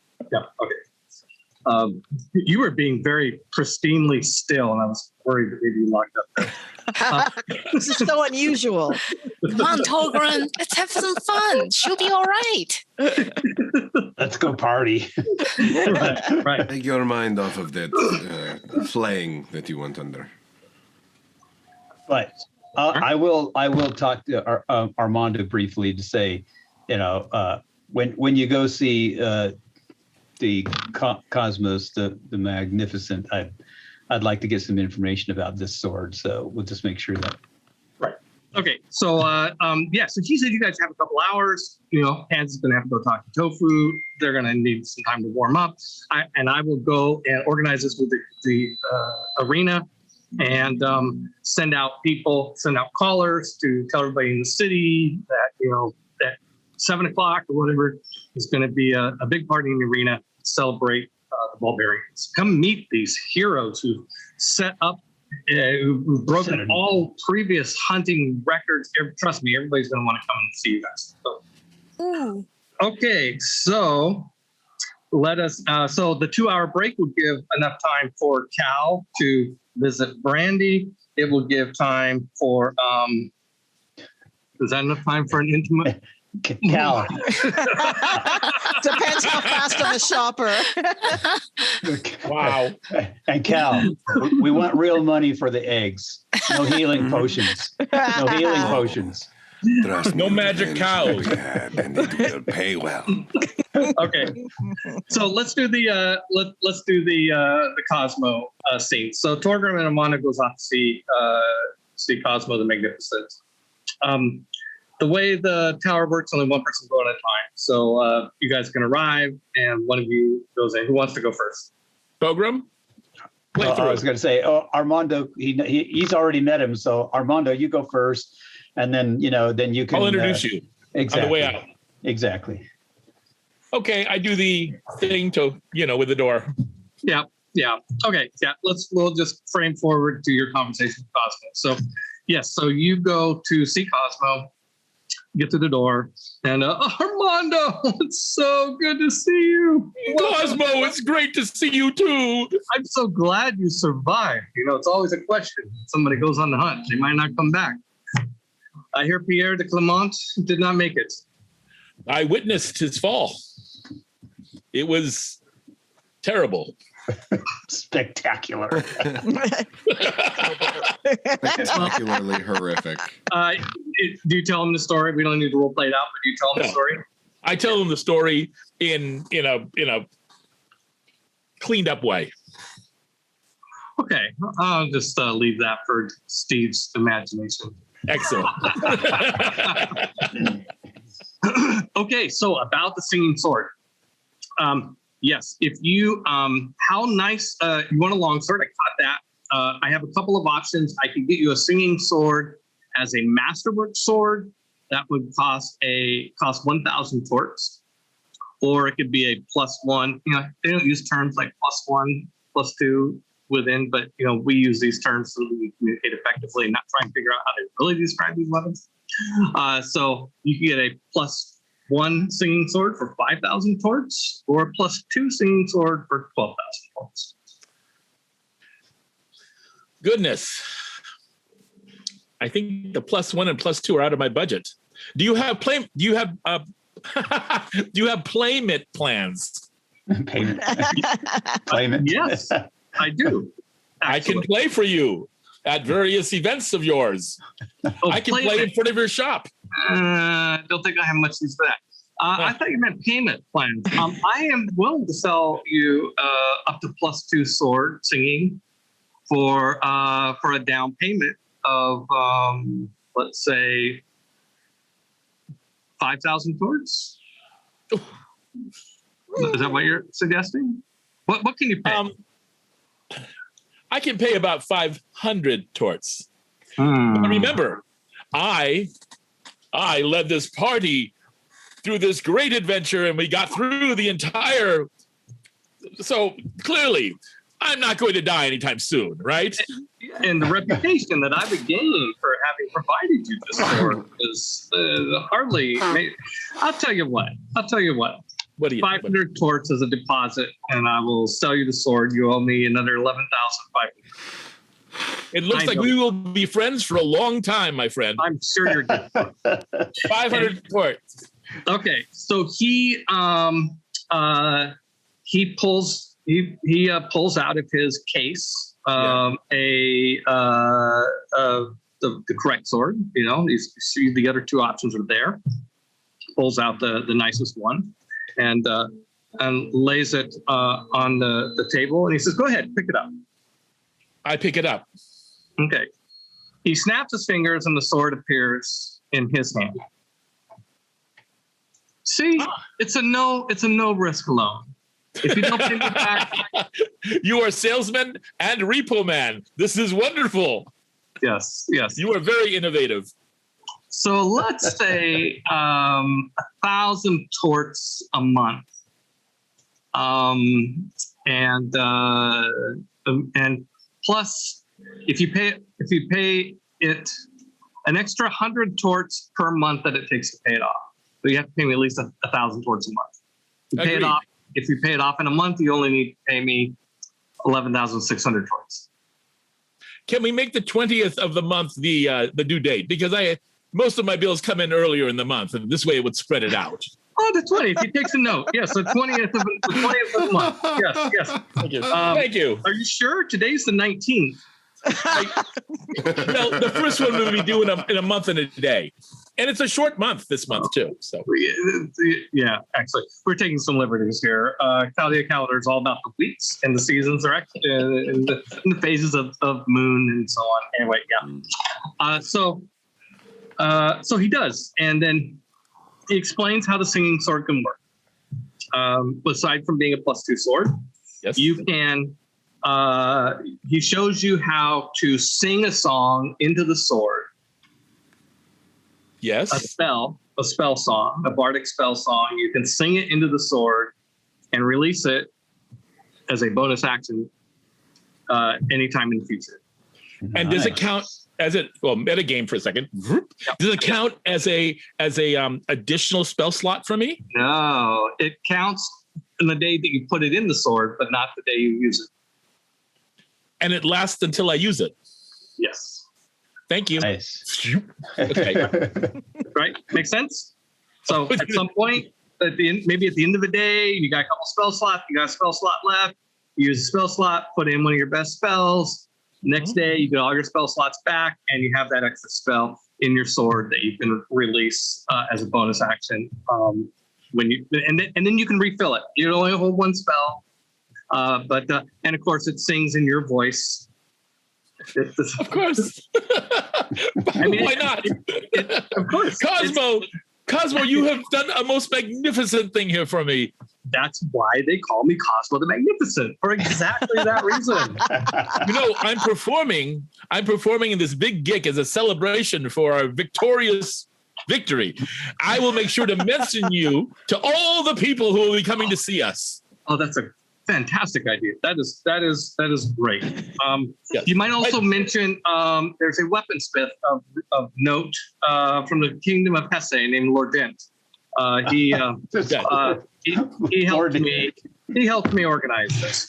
Did you say Lord Det? No, Lord Dent. Lord Dent. Don't try and separate out the Lord part. It's just Lord Dent. Lord Dent. Lord Dent. Yes. One of the greatest weapons masters in all of Chaldea. Also an outcast lord. This sword doesn't have a name, does it? What would you like? I didn't name it. It's up to you to name the sword. I shall give that great consideration. Yes. Excellent. Great. Now, if our business is concluded, I have an acquaintance. You brought me more business. A wonderful who wishes to come. His name is Torgrim, and he wishes to come and speak with you. Send him on up. Excellent. Very good. Thank you for. I'll see you in a month. All right. Yes. Excellent. Or I'll see the sword. How do I go? Woo! Yeah, exactly. Where'd my sword go? No, payment day was yesterday. Right. Okay, so you leave the tower, and Torgrim, you go in. Welcome, I'm Cosmo the Magnificent. Hey, I've heard. Lord Ent. Yes. What can I sell you? What can I do for you today? I need a consultation. I just need to find out about this sword, and I will produce the two-bladed sword.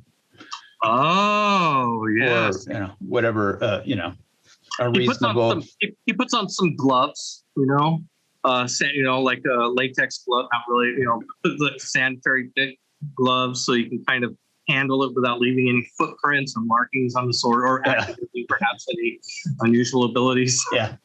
Never mind the tunnel terror goop that's still on. Yeah. Okay. Yeah. I could throw in a cleaning. Yeah. So you want this spell to, you want me to reveal its magical properties? Please. It's clearly a magical blade. Yes. Right. Okay. That'll be 100 torques, please. Okay. Okay. So. No problem. Yeah. 100 torques. And he will identify the sword for you. And one of those moments where where did I put that?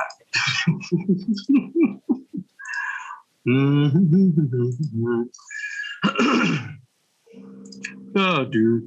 Bum, bum, bum. All I can think of with the payment plan, Gabriel, is like, hello, we are from the Chaldea repossession service. You are behind on your payments. No, it's just gonna disappear from under my pillow one night. Poof. Well, let's Not let that the I was dog do sleeping. the work. Man comes for it. Okay, Not that I would sleep with it under my pillow or anything. I'm so happy. Okay, I will I will tell you the stats for the benefit of everyone and for anybody watching on Twitch. But I will also send you this in text form. Okay. Okay. The name of the sword is Fang. As you know, it is a double-bladed sword. It is a +2 sword, two-handed sword, right? And when you hit someone successfully, and do damage to them, it does an extra D4 of necromantic damage and heals you the same amount. Oh, Sweet Christmas. Very nice. If you on a natural 20, the necro damage is 1d20 and heal. Okay. Now, if you're fighting someone, this next part can be good or bad. If you're fighting someone that is using a weapon that could conceivably get entangled with a two-bladed sword, like any other bladed weapon could get caught in between the blades. Okay, then and if either one of you rolls a 1, either one of you rolls a natural 1 in an attack, then the two of you have to make opposed checks of either athletics or acrobatics, and whoever loses the test is disarmed. Okay, you go left, I go right. No. Okay, that's right. My left, your right. Your right. I know something that you don't know. I am not left-handed.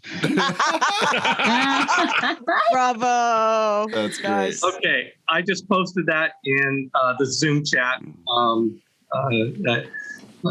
for Darrell, and so okay. Nice.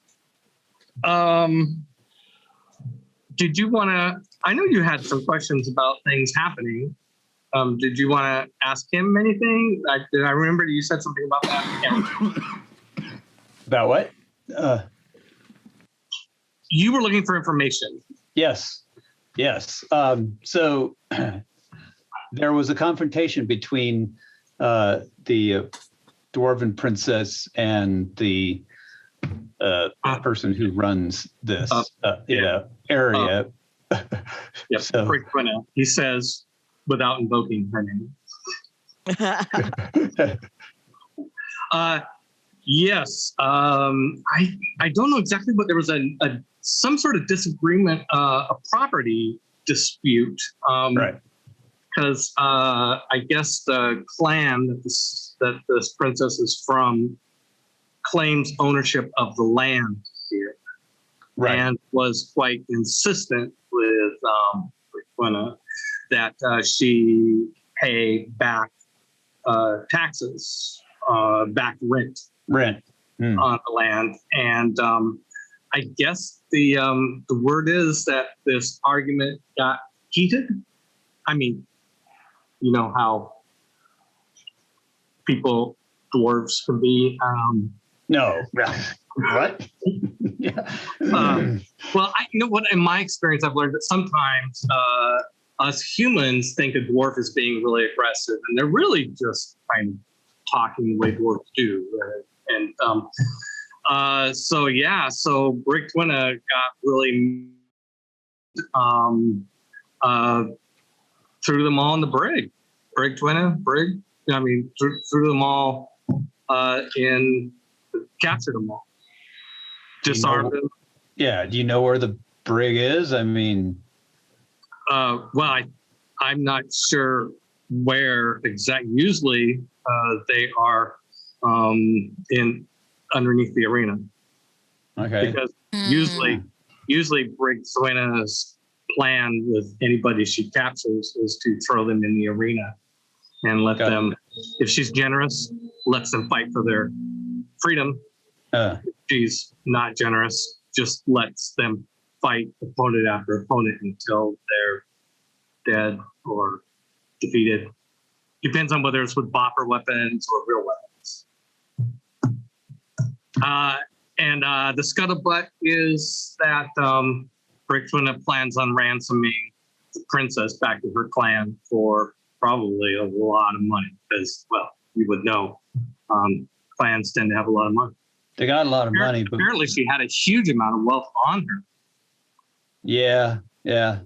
Which Brigtwinna probably thought of was, maybe this operation costs a lot of money to run. Yeah. That ain't going to work out so well for her in the long run. I'm pretty sure about that, but whatever. So what can you tell me about the sagacious thing? Like what, dude, just invisible dude just came and popped and he grabbed our ref and took off with him. You tell him the whole story? I'll tell him. Sure. Yeah. I can imagine the conversation takes longer than we have to make it, right? Right. Yeah. So, it's like, wow. Okay. So, Sagacious is obviously an enemy of Brigtwinna's. Right. And she's making an enemy of a rich and powerful dwarven clan too. So maybe not her smartest move. I don't know. if you decide that you would, I know you maybe aren't feeling too gracious towards Sagacious either, for stealing the referee.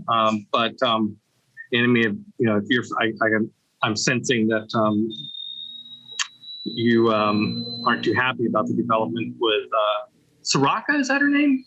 My cousin. Oh, Yeah. he looks really pale. I'm so sorry. Yeah. So if you hear anything, or I could give word to Sagacious if you wanted to. yeah. Think on this a bit. If you decide you want to take action, I could. I also, one of the services I provide is private conversation area on a far distant location from here where people can meet and have conversations without fear of eavesdropping. That sounds good. I will keep that in mind for sure. Yeah. All right. You ever been to Tartu? But let's not get distracted. It's just gleam in his eye when he says Tartu. Like it's some special, amazing place. And I'm not sure you've ever heard. It's a magical place. It's a magical place. Cool. Right. Yeah. Right. All right. I am just give me a moment. I am just looking at some notes here to see if there's something else that no, I think that covers this and this and that. All right. Right. All right. The Eggs. okay, so Liberate that is your eggs. yes, Calcimer, brandy. Oh, hey, you want more potions? No, brandy. No. I must say, the potions. First of all, thank you so much. They were incredibly helpful. They're good. They're not the most powerful potions, but they're at a bargain. What are you talking about? They were incredibly powerful. Yeah, wonders. Yes, they are. They're the best potions that I ever had. Some people complain that they're not as good as some other potions that they've had, but they're a lot cheaper.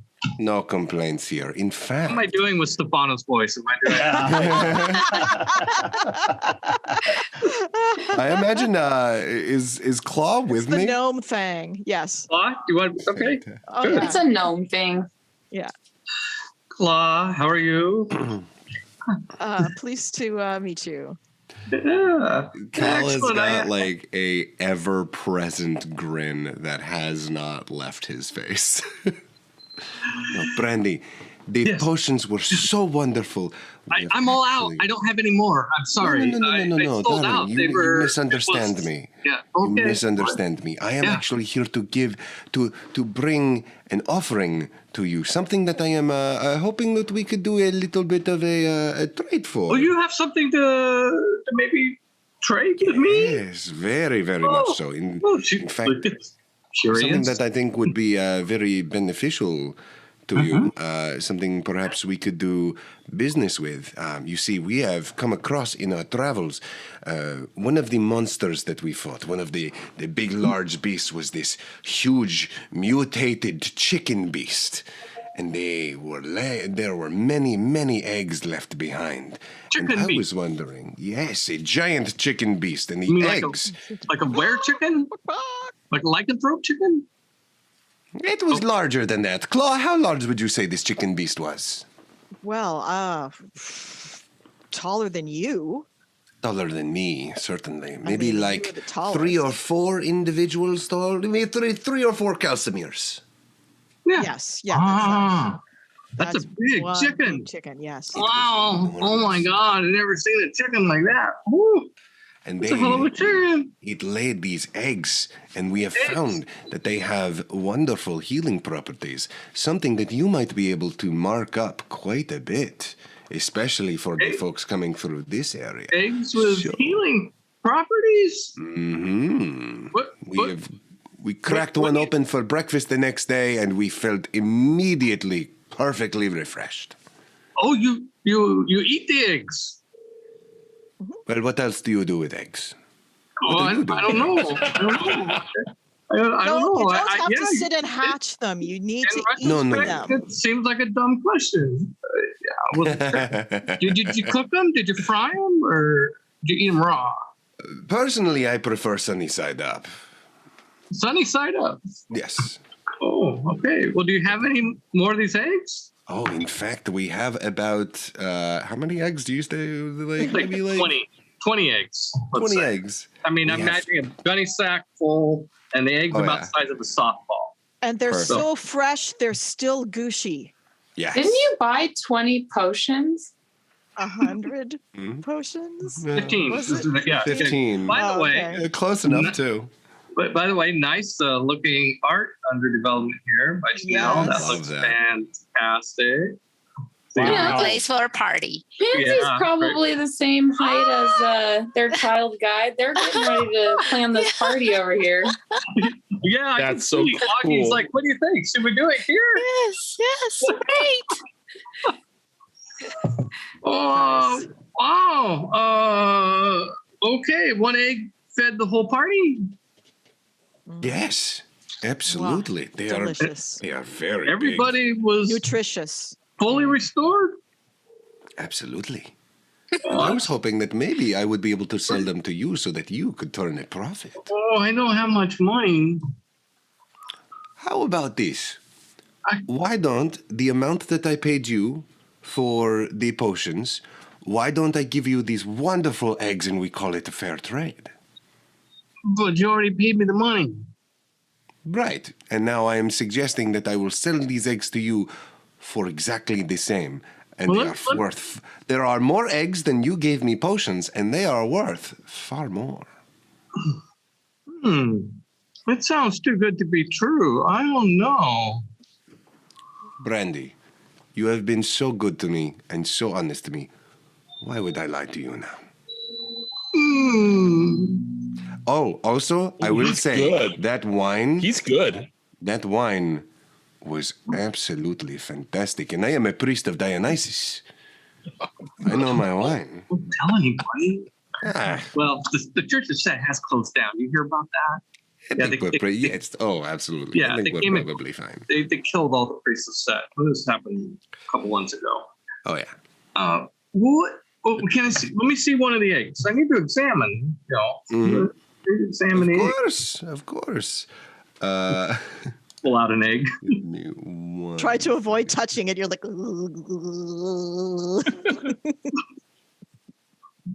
Preferably one that's not wiggling. yeah. It's a yes or no question. You hand him an egg. Oh yeah. I hand Or them. you're I hand looking them at the your- stillest of the eggs, the less the most least- opaque, Are the you most look- opaque egg. Okay. So you grab an egg. Mm, There is one of the eggs that is twitching. mm.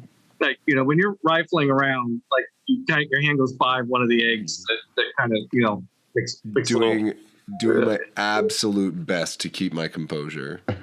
Yes. Okay. Claw So you- is just like, the smile is turned into more of a rictus grin. Like, Yeah. Okay, so she I'm so helping. I will. you hand her the egg. As I hand her the egg, I cast thaumaturgy and kind of like make it sheen and like glow ever so slightly as I pass Nice. it over. It's It's like a radiant I am a- energy coming off. I'm a stickler of details, so I'm going to look up the spell. Because, I find that sometimes players miss key points of what a spell does as they're explaining it to me. Oh, we would never do that. Right? Okay. We wouldn't yeah, do it twice. All right. Okay. Okay. So yeah. Well, okay. That works. I will move that card into the pile of spells you've cast. You'll be able to find it a little faster next time. My little system here. I'm so proud. Mhm. Ooh, Nice little cantrip thaumaturgy. Oh, it glows. Shiny. She looks at you again with a little flirt, and then kind of sees Claw and maybe yeah, and then goes back. It's gushy. That Oh, yeah. means it's fresh. It's It does mean fresh. it's fresh. They have to harden after a while. I felt something wiggle inside. It's very fresh. Well, you don't want to poke it too much. Perhaps, We maybe. should leave soon. maybe we should eat this one right now and see. Maybe let's hold off on that, because apparently if there is also the potential that they could hatch and you could maybe raise these chickens as well, sell them to another vendor, perhaps, maybe the one that sells the war dogs, earn some cash that way. You have to constantly be marketing and, doing business with other businesses. You have to, I know. I'm an experienced merchant. I understand these things. Like, yes, absolutely. Okay, I will accept your deal. Fair trade for the potions. Fantastic. Yeah. Okay. All right. I'm sorry.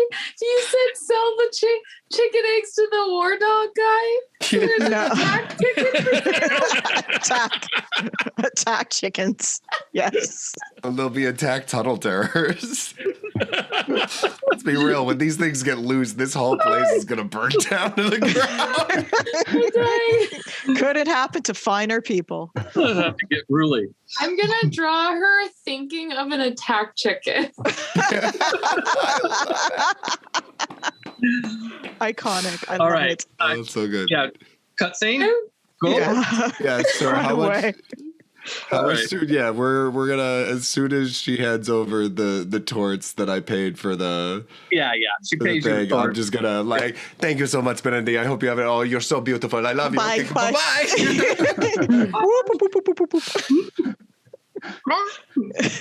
Bye. Making chicken sounds at the end. Just like arm in arm with Paul. Walk faster. Walk faster. Don't look back. The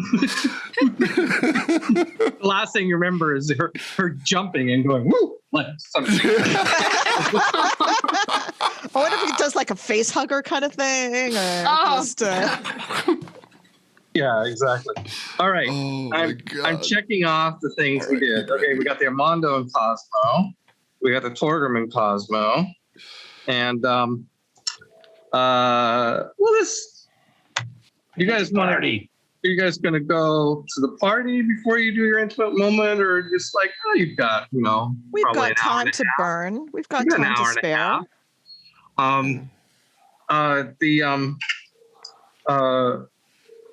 Augie has arranged a house for you. Ooh, nice. Ooh. So you have a house now. I mean, and it's decent by medieval standards. And it's not a giant mimic or something? The house, it's pretty nice. I mean, it's a simple house by our modern American and Canadian standards. Maybe it wouldn't be that great of a house, but for a hovel. There's this roll of houses. It's got a second story. It's got a couple of bedrooms. It's got a little cooking fire, stove, and stuff. It's got all the basics. It's not a dirt floor. It's got wood floor and brick. Fancy. It's pretty decent. It's got a basin. It's got a tub. I mean, you got to go bring in the water in pails, but and it comes with a servant.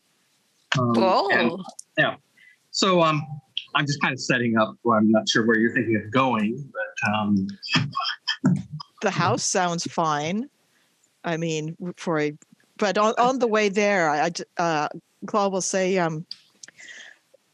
you fell asleep before I was done flirting with you, which I find incredibly rude. Shall we continue? And then reaches over to the sprig of grape leaves and pulls druid craft, which brings them back to life and makes them like blossom or bear fruit. As a Cantrip. matter of fact, I believe we should continue. Excellent. And I am certainly most apologetic. It was not very gentleman of me. Yes, this human thing about sleeping is just beyond me. But do go on. No. You know what? I think it's time for you to go on because humans can be very selfish, and I try to buck the trend in that particular. Well, I certainly appreciate a lover who's not very selfish. I'm from a lodge that in the forest of Garnon, and we were dedicated to the study of dragons and studying them, ultimately meeting one or even serving one. We were encouraged to disperse by the Empire. And honestly, I was pretty happy to do so. The elders, I mean, hey, I love a good tome or a scroll as much as the next person, but to actually be able to go out into the world and see it on my own terms and, experience its splendor is very appealing. Yes, no, I very much understand that desire for adventure and getting away from people who don't necessarily get it, Yeah, tell me more. Are you at the house by now? Is this? I think so. I'm trying to kind of stay out of this, but I'm thinking a little staging here. I think we're like getting into the house, like walking in, and Claus trying to surreptitiously, discreetly shoo off the servants. Yes. Yeah. It's just like put some space here. Like, please take the night off. Putting one of the greaves on the door.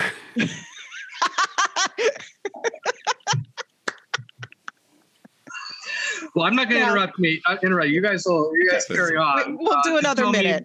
You'll tell me when to fade to black, okay? Right. Sure. Yeah, sure. No, I mean, growing up around people who don't necessarily understand you is not easy. I wasn't always. More. How to put this? I was not always in this form. Not that I wasn't always human, per se. Okay, Claus having a brief moment about thinking about certain dragons. Okay. Painfully human. I was also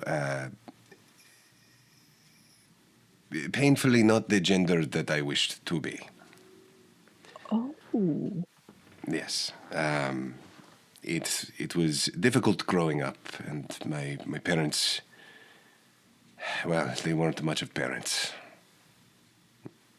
And they did not understand exactly who I was.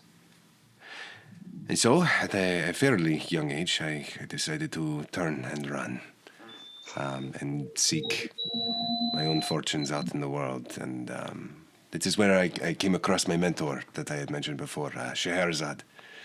He was wonderful, and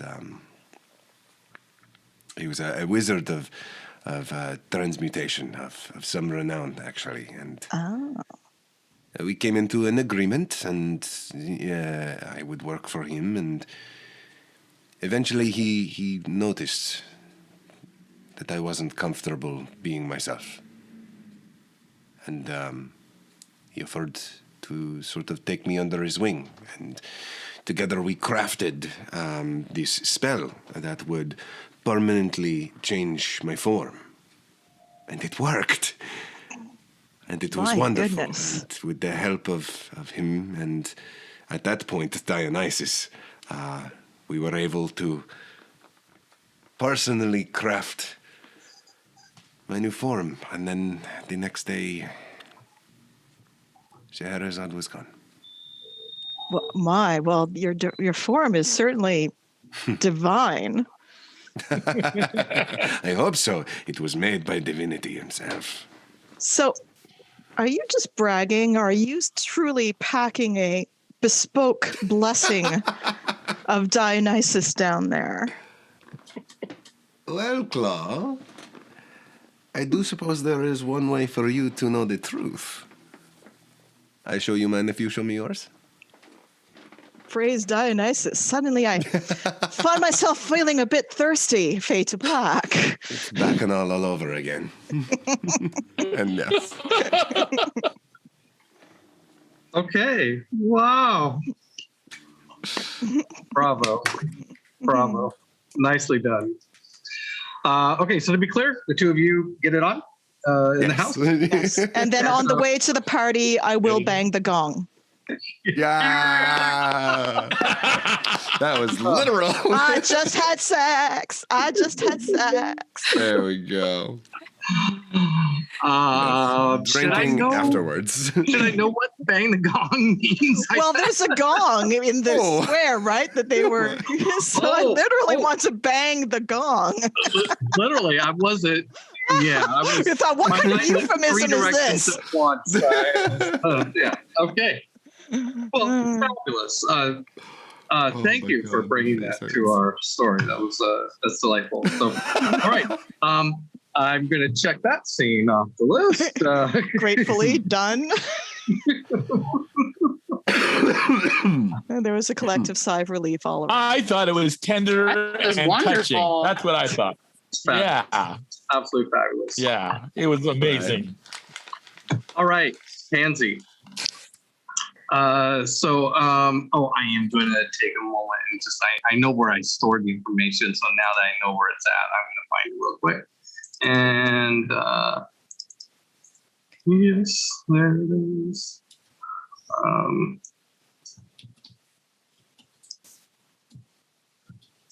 Oh God, I lied. What? Our kind and generous DM? I lied. What? I don't have the. Anyway, I just probably remember the name of the guy. So I think I know where this is at. Steve made me a names file, but I don't remember where it's at. He'll probably text me here at some point. I haven't heard from Steve tonight. Steve, are you out there, man? Hopefully so. Sarah? Where's our amazing princess? Sarah Moore, our social media princess, and also our manager of our podcasting and our regular crew person for us. She is on vacation. Oh, nice. Well, we love you anyway, Sarah. But she promised me she will be back in time for Active Studio. Okay. That would be handy. Suddenly Pansy gets real quiet. Yeah, sorry, Sheldon. More so. I know we didn't give you any lines tonight. But, that's okay. Pansy's doing stuff behind the scene. She is party planning. Yeah. All right. Here's Steve. Give me a name of a guy. Give me a name of one of the other guides. I can't find the file. Text me again. This guide takes you to see Tofu. And so where this is at. Did you say tofu? Yeah. Tofu. Nice. It's my favorite. The guide explains to you that this halfling is given that nickname because he's a vegetarian. So they don't really call him Tofu. And it's stuck. Takes you to where the halflings live. So it's on the northern end of, it's outside Graver's Dig proper, along the coast, but there's a fence line that extends around it so that it's not part of the hunting grounds. Okay. That could get awkward. And there's some hills with some halfling, Hobbit style hidey holes on the side of the hills. And he says, okay, that's where Tofu lives. But first I want to show you where the bees live. And so he takes you over to at this point along the coast, it's a cliff down to the water. Okay. And you guys are above this cliff. Okay. So going out of town, you kind of have to go up into these hills. And you come to the edge of the cliff and look down and you can see these bees. I mean, we've all seen bees' nests and, here we go. Jeffrey. Oh yes, Jeffrey. Thank you, Steve. So in real world, bees hives are only like that big, right? But these are giant bees. So their hives are much bigger and their hives are built in caves. And he says there's caves down on this cliff. And that's where the bees live. And in fact, you see a couple of bees flying around. Whatever. And so then he takes you over to meet Tofu and knock on the door and say hi and whatever, and eventually you're let in to see. And there's it's a big family in this. Tofu seems to be kind of like the patriarch of the family of halflings. There's like a dozen halflings in here of all ages, boys and girls, men and women, a couple of grandmas, and coincidentally enough, it's mealtime. Ooh. Wait, a halfling? Smells so good. And without even knowing who you are, maybe it's the fact that one of the guides brought you. They invite you in and Yeah. like, oh, halfling from foreign, halfling distant relative, I'm sure. Come in. This is Pansy, says Jeffrey. Pansy, meet Tofu and his family. And Pansy's like really excited and stoked, like, oh, European Tofu, so nice to meet you. And everybody's like, she just kind of part of the family. Of course, come in, sit down, have something to eat, have something to drink. Oh, I'm so hungry.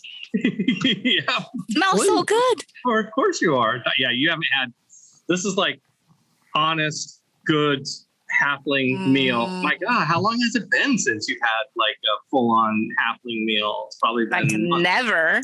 Yeah, it's been a long time. So yeah. So there's a lot of this sort of thing. They pass around the pipe. There's there's some Riesling equivalent being drunk, and so Tofu, what's your story? Tofu says to you, so Pansy, what's your story? You're here for the hunt? What's up? Yeah, I will tell our hunt experience about, of course, the nice version without that dagger portion and Pierce. the less crime version. Right. And telling, Tofu that, we won this.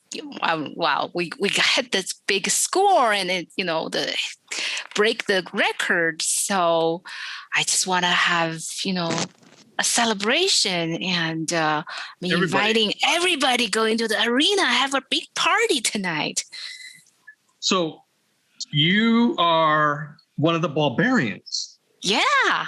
Oh, we've heard already the news. You broke the record for the Graver category. Yeah, that's why we want to celebrate. Oh, yeah. Everybody's like, oh, yeah, another drink. Everybody, yeah, nice. Nicely done. Yeah. Well, yeah, maybe some of us have come over, to celebrate. You're doing a celebration in the arena? Yes. Oh, yeah. That sounds cool.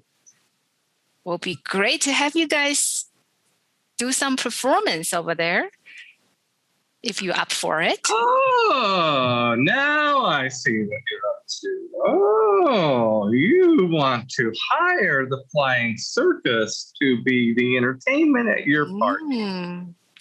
What do you think? He might be playing it coy, but there are a number of halflings. Yeah.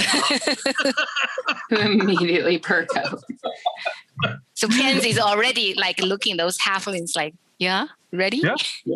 I just imagine you wiggling your eyebrows. Well, I don't know. He looks around. I don't know if I can find anybody who's available tonight, And some of the little halfling children are raising their hands, and they're clearly probably not what actually qualified to be in the performance on the bees. They're probably the ones that bring the honey to the bees, or take the honey from the bees, I guess, if they get this right. And so, but Tofu is, of course, trying to play it coy, we do tend to charge for performances. We are professionally trained acrobatic. So how much were you? What's your budget?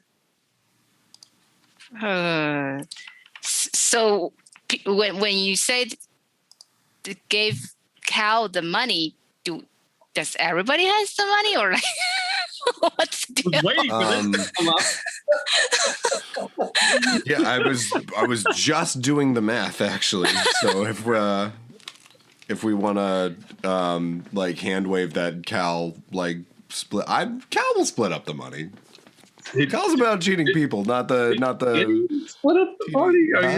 You're asking me to go back and because I'm kind and generous GM, I will Well, I will let us backtrack and say that you split up the money. So how much did everybody get? I didn't do the math, did you?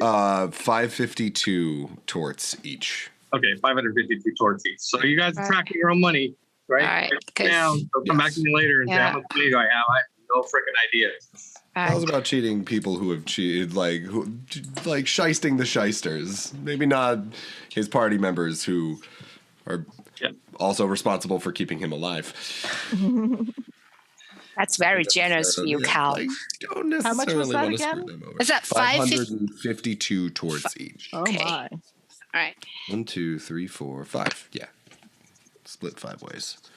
So Pansy, it's like, I have about 1,000 torts. He plays it cool, like, like this. But you could tell by the reaction of all the other halflings in the room that that's plenty. And Tofu knows he's busted. And he says, "Oh, for 1,000 torts, we will put on the most magnificent show for you." So Pansy was like, please. Yes. Done. All right. Cutscene? Did I get to ride the bees? Let's just leave that open-ended. We'll see. See what happens. Once upon a time, I rode a bee. That turned out really well. It's so wonderful why how I'm excited here. you are about that. It's so wonderful. I love it so much. Maybe have him throw in a bee writing lesson.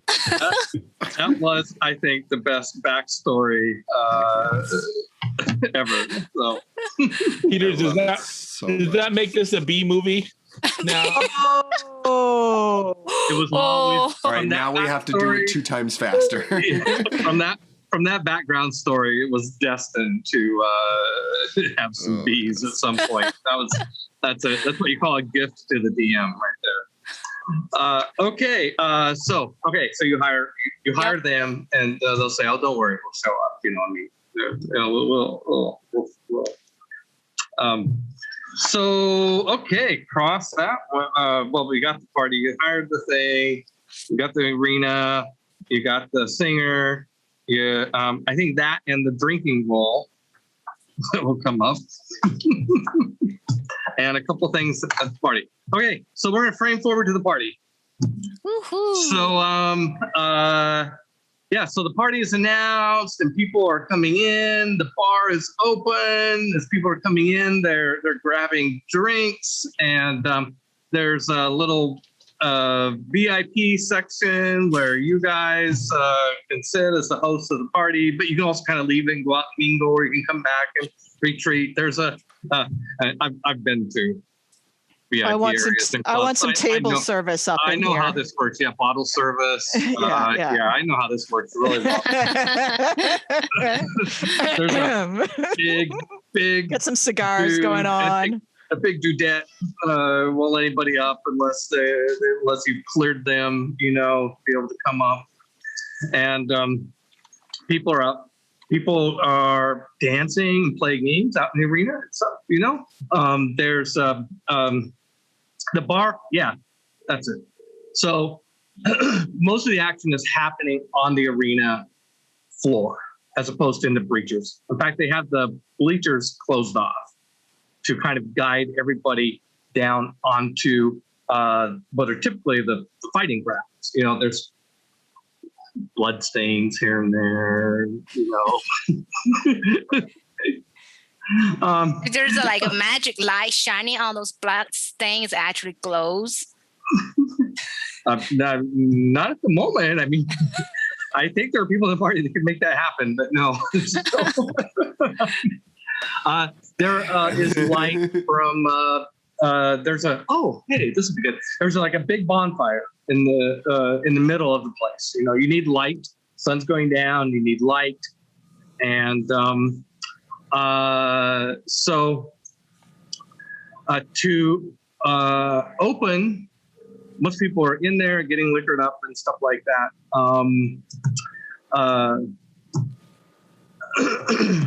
this would be a great place to introduce Brigtwina.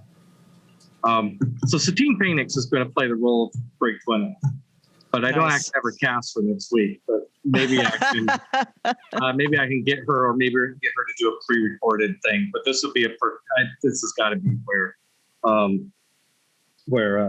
Brigtwina appears publicly for the first time.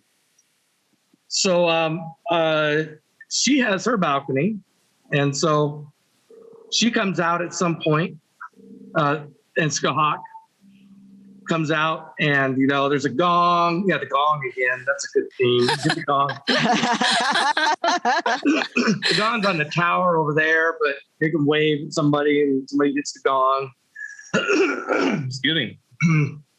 And there's and Skahawk comes out and says, everybody, introducing the demigoddess Brigtwina, the mistress of the hunt. And she steps aside, and out comes Brigtwina. And what she look like? She looks like King Phoenix does. Phoenix going to play her. Nice. And she comes out with a big, booming voice, and is like, welcome. Tonight we are gathered to celebrate the record-breaking barbarians for their glorious hunt. Not only the biggest score in the history of the hunt for the Gravers bracket, but in record time. Only they returned on day 2. They returned on day 2. Most of the other parties aren't back yet.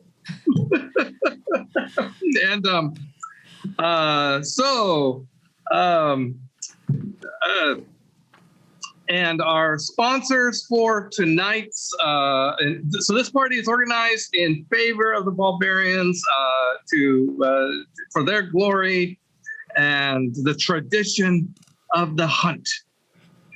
And in fact, I want to make a special announcement tonight to in honor of this great moment. I get to bang. The bang. Pardon on. Never mind. Yeah, I get to bang the gong. Hey, Calcimer, what's your nickname?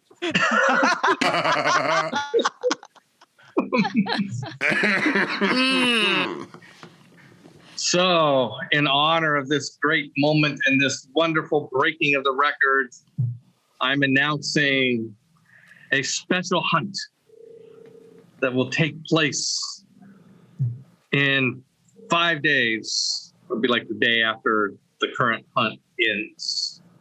So in 5 days will be a special hunt like there has never been before since the dark times, since before the reign of the evil Emperor Keeffe, and everybody boos, like boo, Keeffe, boo, boo, boo. Yes. Not since before the time of Keeffe has there been a hunt like this. It will be the greatest hunt. It will be a wild hunt.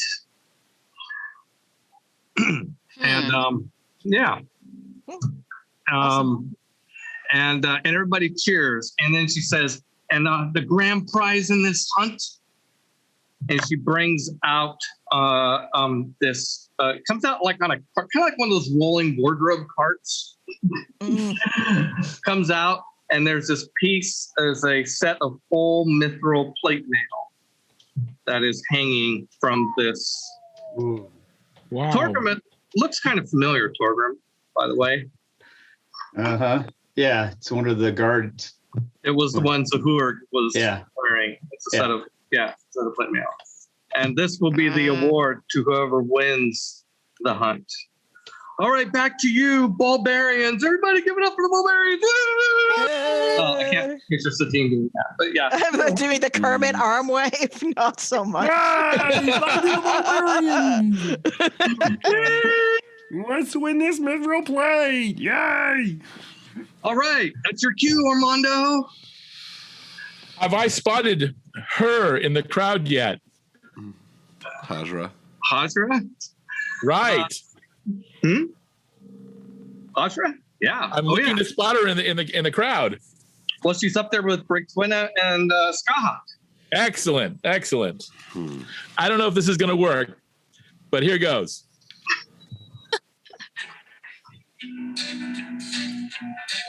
Uh-oh. Oh my God. L is for the way you look at me.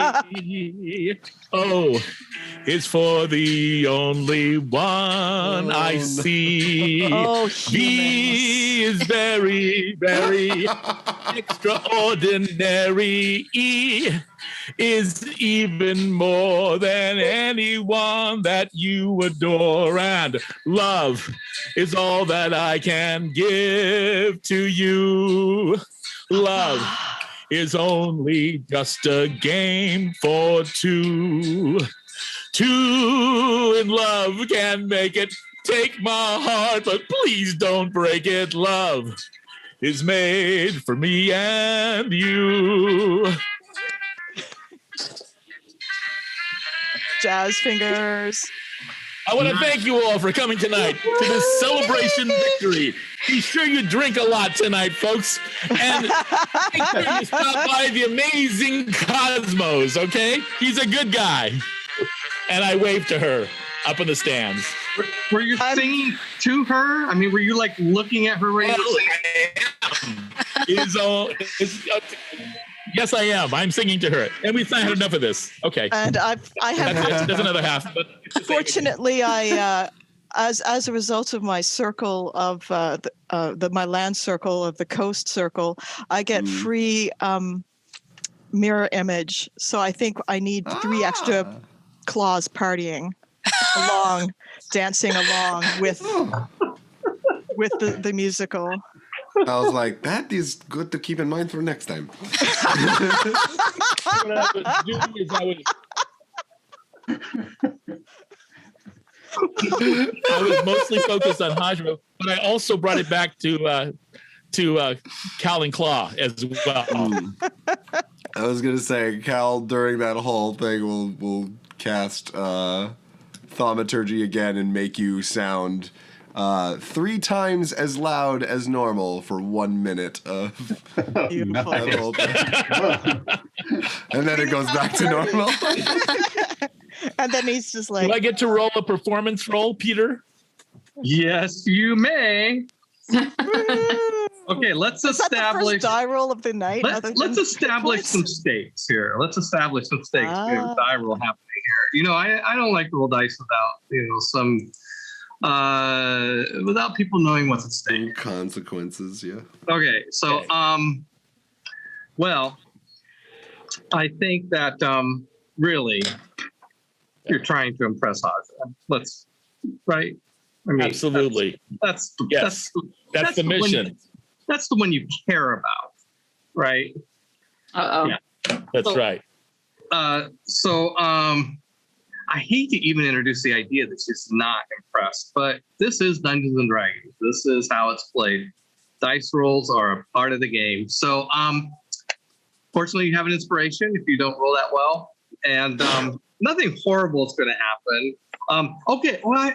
So here's what: if you roll badly, let's say if your result is 10 or less, or if you get a natural 1, in case you have like plus 10, she's really embarrassed by it. Like you've made this grand gesture, and you're looking at her. Everybody knows, and instead of wooing her further, you will have embarrassed her, created an obstacle in this relationship. Okay. Damn it, Armando! Okay. I work here. Seriously. In front of my boss. Yes. Yeah. If you roll 11 to 19, she's happy. Everything's kind of where we left. It's good. If you get to a 20, then have you a natural 20, but with your bonuses, you hit a 20. She's, in love. All right, Armando. Okay. No stakes or anything. So that's stakes for you. Before you I will roll refresh a the D20, page. And what's your plus? And I have a +7 to A 7. I knew you had a big plus. Nice. Yeah. We knew you were packing.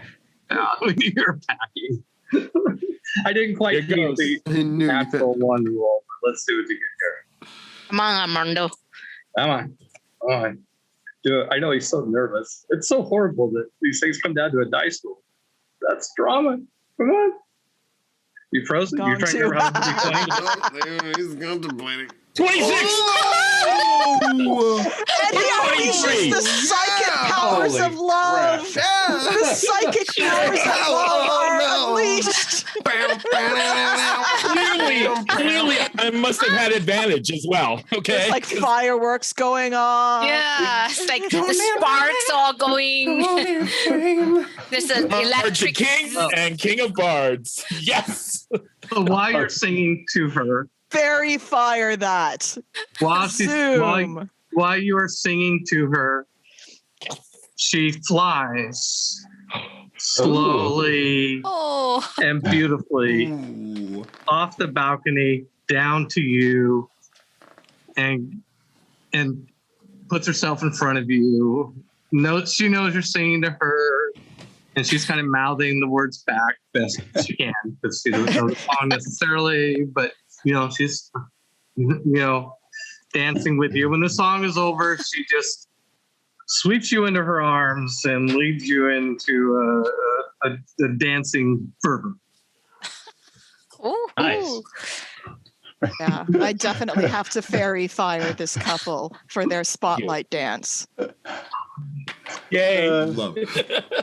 Love it. Love Okay, it. Love it. and then the bees arrive.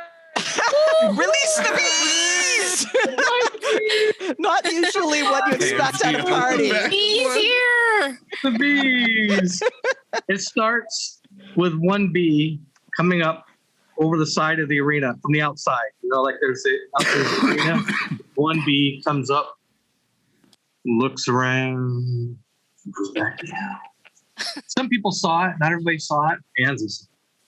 Pansy's been looking this whole time. Where's the damn bee? Yeah, where's the I paid for bees. right? And then 2 bees come up Dun, together. dun, They dun, look dun. around. The halflings climb up on top of their bees. So they Is there music coming with the bees? Yeah, I'm not sure where it's coming from, but yeah, there's definitely music coming with the bees. The halflings playing almost as if the bees can't go any higher for some reason, so the halflings have to get up on top of the bees so they can look. And then from out of nowhere, like hidden from underneath one of the bees, another halfling comes up and crawls over and like comes up the side of one of the halflings, and so Nice. that she's standing on top A pyramid. of the pyramid. It's a pyramid scheme. For real? Then the 2 I bees love go it. like that, and this bee and the halfling falls, but another bee comes up and catches her. And they come in, and then a whole swarm of bees comes in, and they're like, yeah. I don't think any party has Have been fun, happier Tanel. to have a Yes. swarm of bees showing Yes, I'm excited Oh to my see God. what I'm still over in the corner cheering on Armando.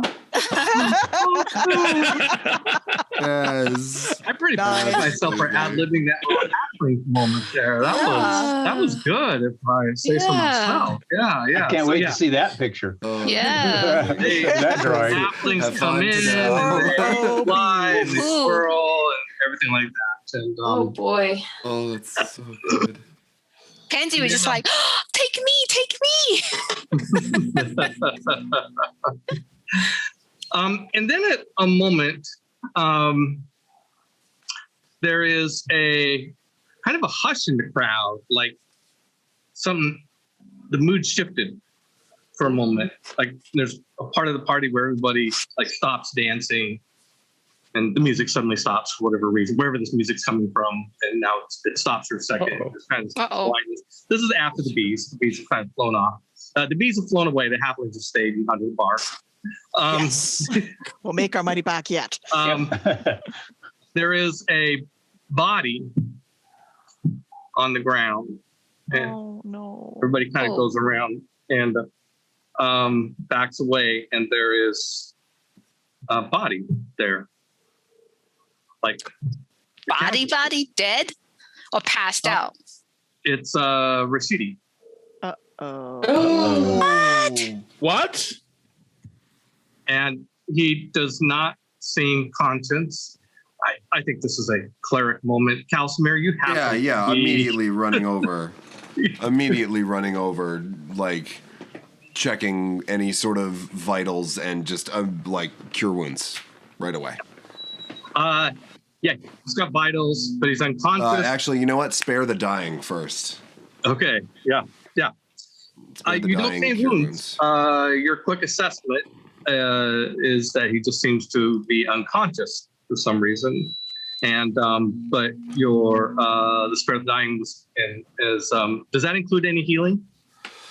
Or does it just keep you spare the dying? You touch a living creature that has 0 hit points. The creature becomes stable at 1 hit point. The spell has no effect on undead or constructs. And then I would immediately cure wounds, which is 1d8. And Claw can throw over a healing word. Yeah.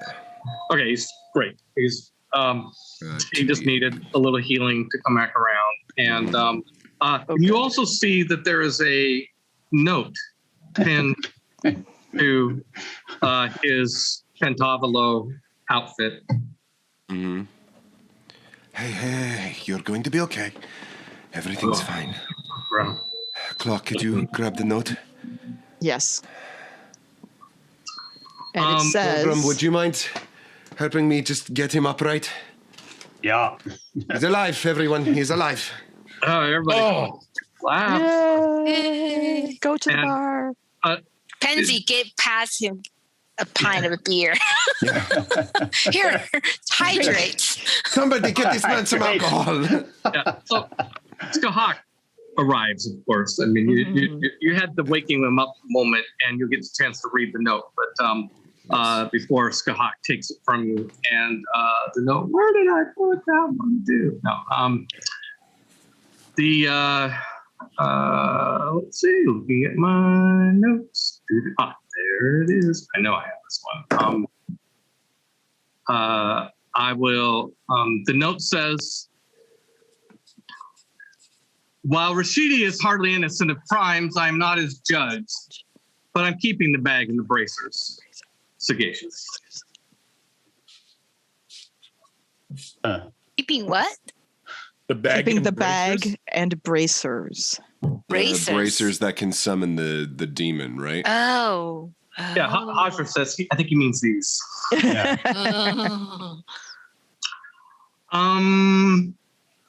I am... Oh, we have one last die roll. Drinking. Random drinking encounter for Torgrim. And let me call up I'm going to have my list open and ready to look at before you roll. So hold on a second. You're going to be rolling a D20. There are no modifiers and there is no inspiration on this because it is not an attack or a save. There's no inspiration to get drunk. It's just a random. My generosity. Okay.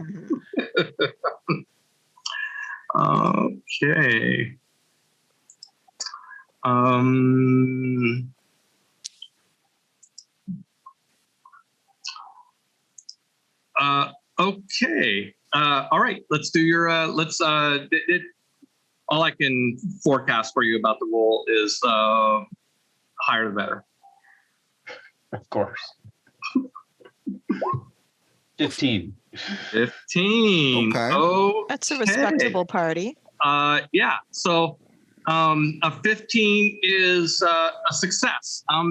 You meet a group of barbarians. They're not dwarven barbarians. Most of the locals you've met here in Arusha are inspired by Central African culture, Congolese, Nigerian sort of inspiration. So people of color. And the Targonians is the ethnic group. Targonians are actually the more cultured and more civilized kingdom in Somaria. You're actually outside the kingdom, but there is another indigenous group of people that live in Somaria, which are Caucasian, and they're actually the barbarians. They're actually the less cultured, more violent, and they tend to be horsemen. They tend to be kind of your archetypical D&D barbarians. And where most kingdoms in Chaldea, I take inspiration from some place in time and real world history. There's an exception for this group. I take my inspiration basically from American pulp fantasy. So if you think of pulp fantasy of, the writings of Fritz Lieber or,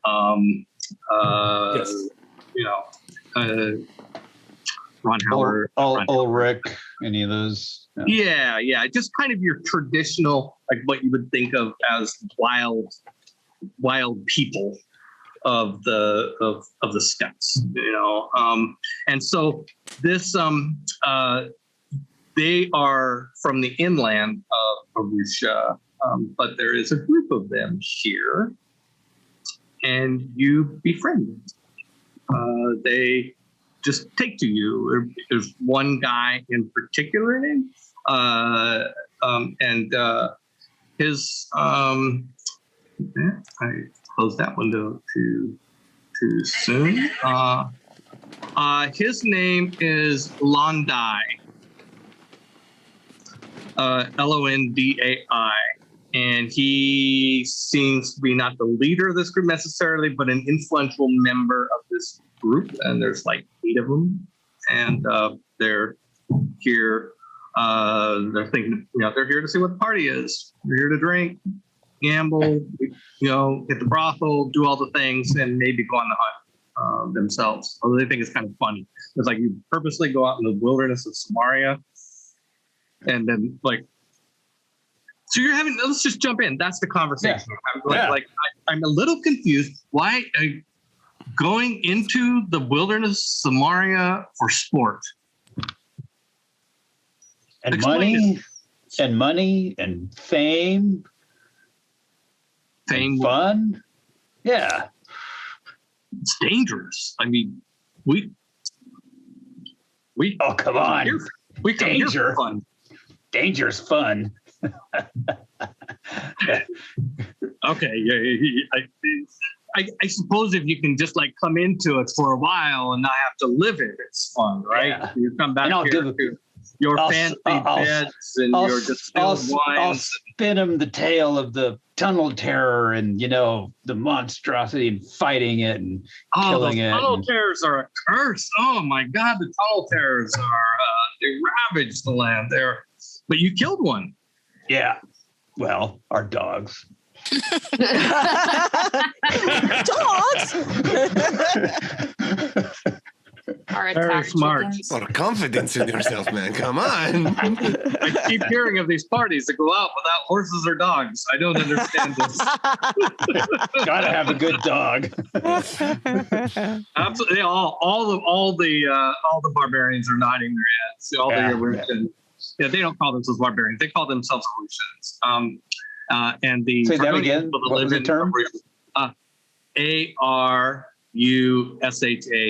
Arusha is the name of the kingdom that you're in, and they consider themselves the sort of the rightful owners, people that live here, and they consider the Targonians that live here as, they shouldn't be here. But, there's ethnic strife, of course. There always is. Sorry. Sure. So they're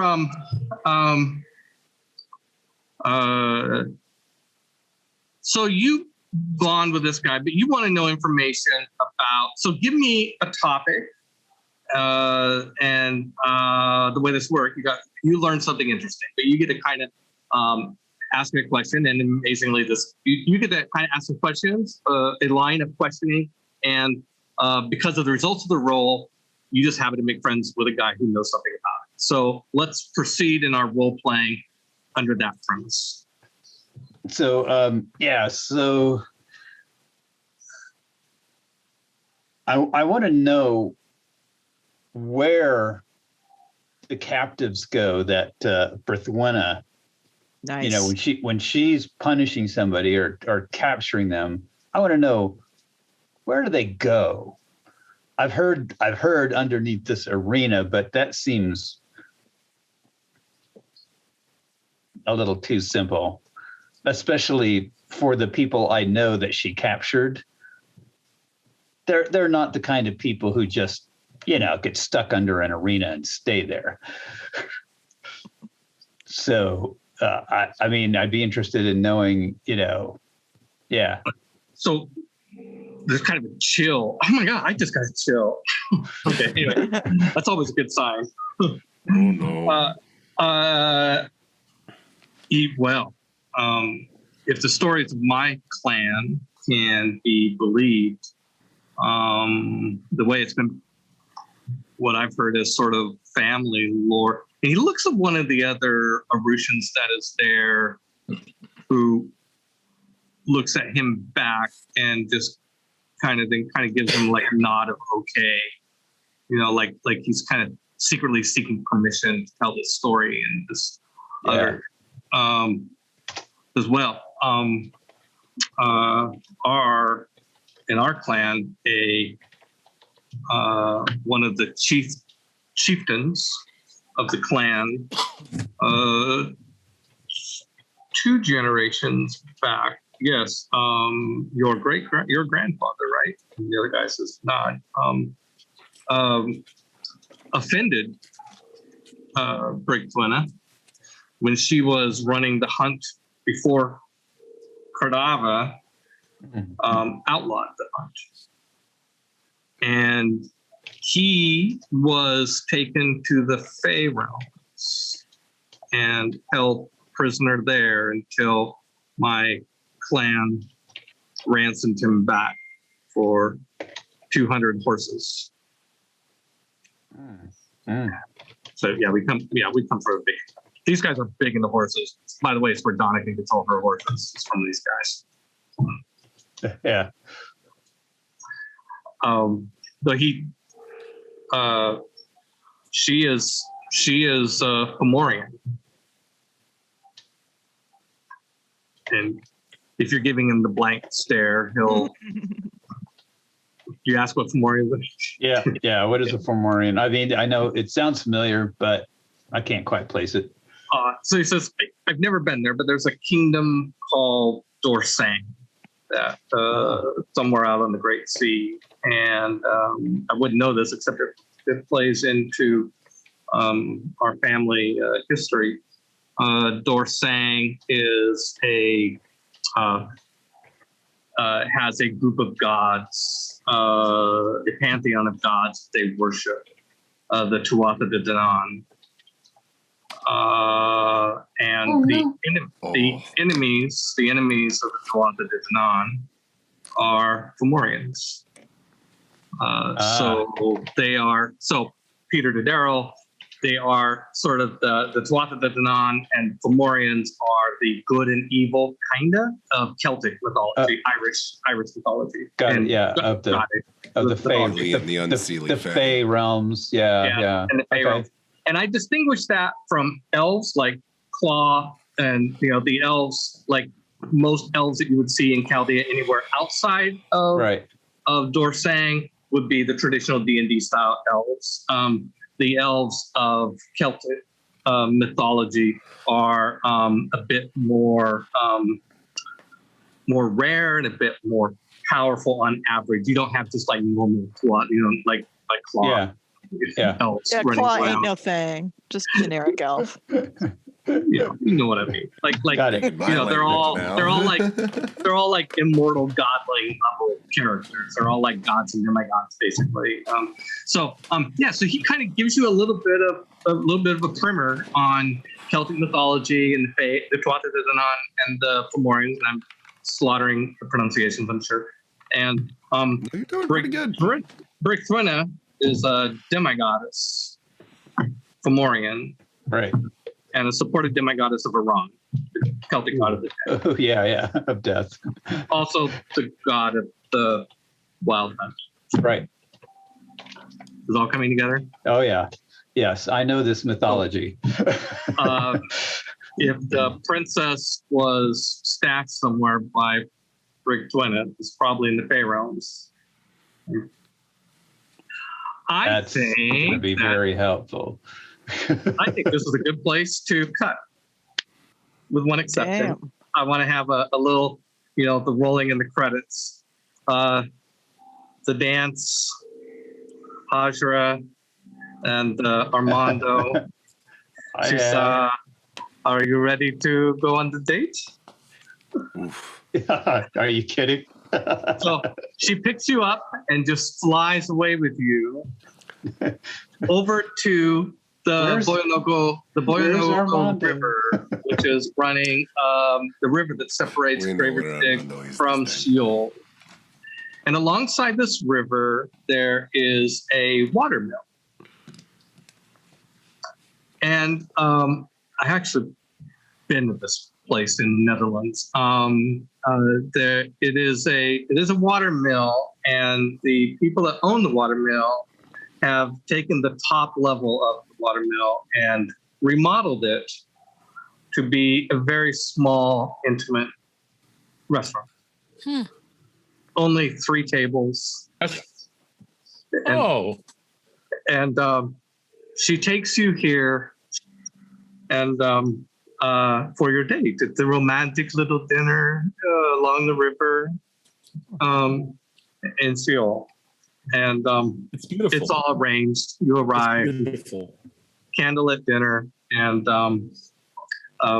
tables waiting for you. The other 2 tables no one's there. Just have the place to yourself. And the family feeds you a wonderful, an amazing dinner, kind of a lower tech version, of course, of what we're capable of in modern society, but as good. It is delicious and homemade, and the husband is a great chef, and the wife is a great sommelier, and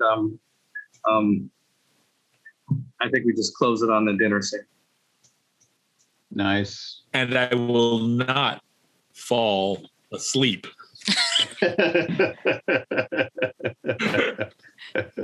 All right. Bang a gong, y'all. Bang a gong. Where's the gong? I'm going to be busy. Bring the gong with you? I'm going to be busy for the next 2 episodes, apparently.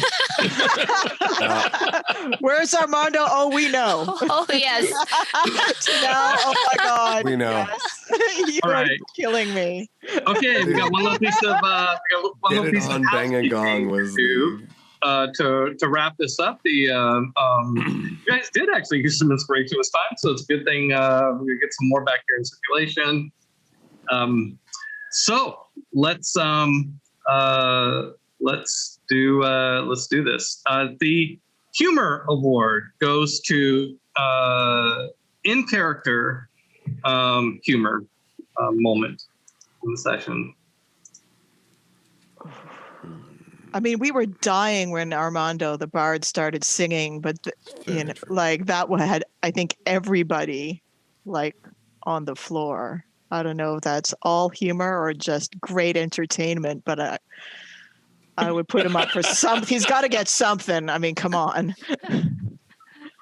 Although you do, I guess there is the. I got the girl. Yeah. I mean, and you can only have a maximum of 3 inspiration anyhow. So if you're already stocked up, then. I'm very inspired, or about to be.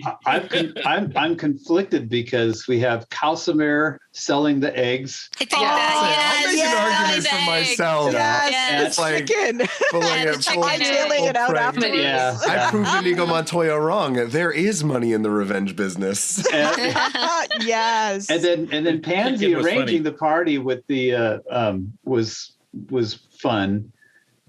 Maybe not humor, but it was, with the flying circus, that was a fantastic scene to picture in my mind. But I don't know. I think Calcimer selling giant chicken eggs. Oh my God. And with the grin on his face the whole time. He's like, would I lie to you? It's hilarious. Oh, it was really funny. Yeah. Okay, I think I think I'm calling that for Councilman. I think you guys are calling that for Councilman. Yep. Okay, so Yes, sir. embodiment award, best in character, for in character role playing moment.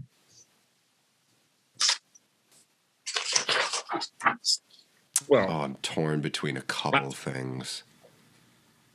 I mean, Kelsey again, story is I think pretty... what Torgrim pointed out about SxiaoWen setting up, she set up the night.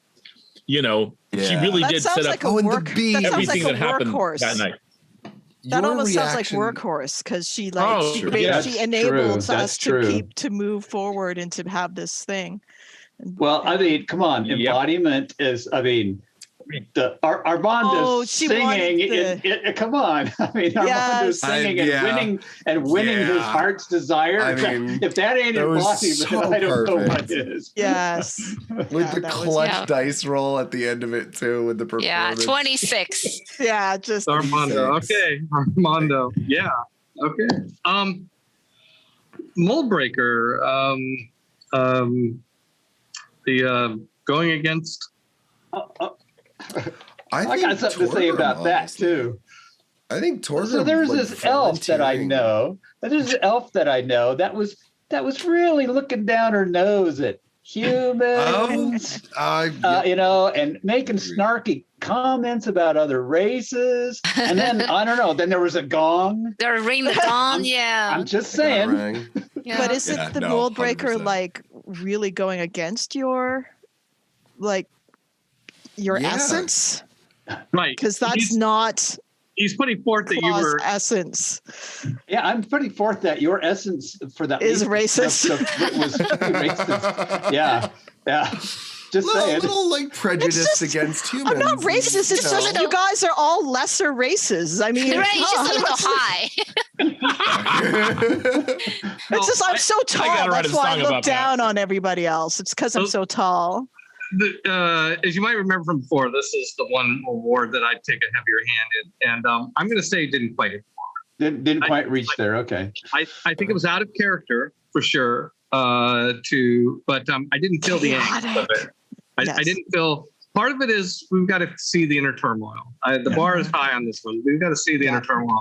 I didn't see. She seemed really So maybe eager in the to cast future. those prejudices aside and feel nothing about it. Right? Just like Yeah. go for it. Let's go for it. Chaotic. What? I don't think we have a mold breaker. No. Well, I was gonna say Torgrim fully Yes. offering himself up to be interrogated, and then even when Yeah. he realized how torturous it was gonna be, just fucking go, just purely pushing along for like the good of the group. It was very surprising. I was very surprised to see Torgrim be the first to offer himself up and not let somebody else take that. I think it's certainly courageous, but I don't think it was really Yeah. against the belief. Yeah. It might qualify for the MPV award if you want. I mean, somebody had to be interrogated. Somebody had to suck it up and do it. I'm going to say it's not quite mold breaker because I don't. Yeah, I don't see. I don't have a belief that Torgrim is cowardly and will never put himself out there for his friends. That's the belief that he had it would been going against. No, that's fair. Like Right. the day that he Torgrim's starts going kind of- back to the clan and starts defending the clan. Now then, I okay. would be. That's I would fair. eat that up. Torgrim is definitely 100% well fair. set up to get that award in the end if he so chooses. But not that I'm encouraging it. I'm saying that that's definitely a good example. All right, how about MPV award? Is that Same the one argument. Is that the that work- No, I Kansas think gets? just Peter just nominated. Now, is that the workhorse? No, MPV. Okay, Who did the most important thing? Like who I think did? Torgrim sat. Yeah, through the, that's he Yeah, gave he us took the. it for the Mhm. team. Yep. Yeah, Good Yeah. argument. The Yep. sex and party and drugs and drinking was great, but Yes, but The was- torture he is that he was torture. tortured. He was Yes. tortured, so we wouldn't have to be. I will add Had that another that person Darrell- gone through it, they Torgrim might was- have died. Torgrim was also the most persistent at going after information party needs. So I think Yes. there are two good reasons for Torgrim. Hail Torgrim. All hail. Getting okay, getting mind boned. Okay. Yeah. Okay, now Workhorse, who Different kind of kind of made dog. the whole scene, the whole session come together? I Pansy. think Yeah, that was gonna say, Pansy. Totally. Like booking Pansy the rocker. arena and the Yep. bees and What a great idea. yes. I mean, the party where Armando wins the girl. Come on. Yes. I meet the other barbarians. It's all just, Give Cal and Claude time to Yeah. While the party's being prepared. they just had to show up, after a Yeah. Let me dawn. say about Pansy, she is a great wing woman. Literally, get with the wings and the bees. With the bees. Pun completely unintended, but I think You would have gotten there unanimous. eventually. Okay. Yeah, Yay, Pansy. Pansy. I think All right. for the work. And That's, Peter, Yes. I just want to make an honorable mention. Okay, I don't think I may have ever been moved as much in a D&D game as I was with Patrick's sharing and revealment of his character, and that it was not only is it contemporary and timely and necessary today, but it was so heartfelt and sincere and believable, and it was just well played and well done, and he deserves an honorable mention at the very least for that. Thank you, Cal. You're here. Yeah. Very well said. You all tear up and But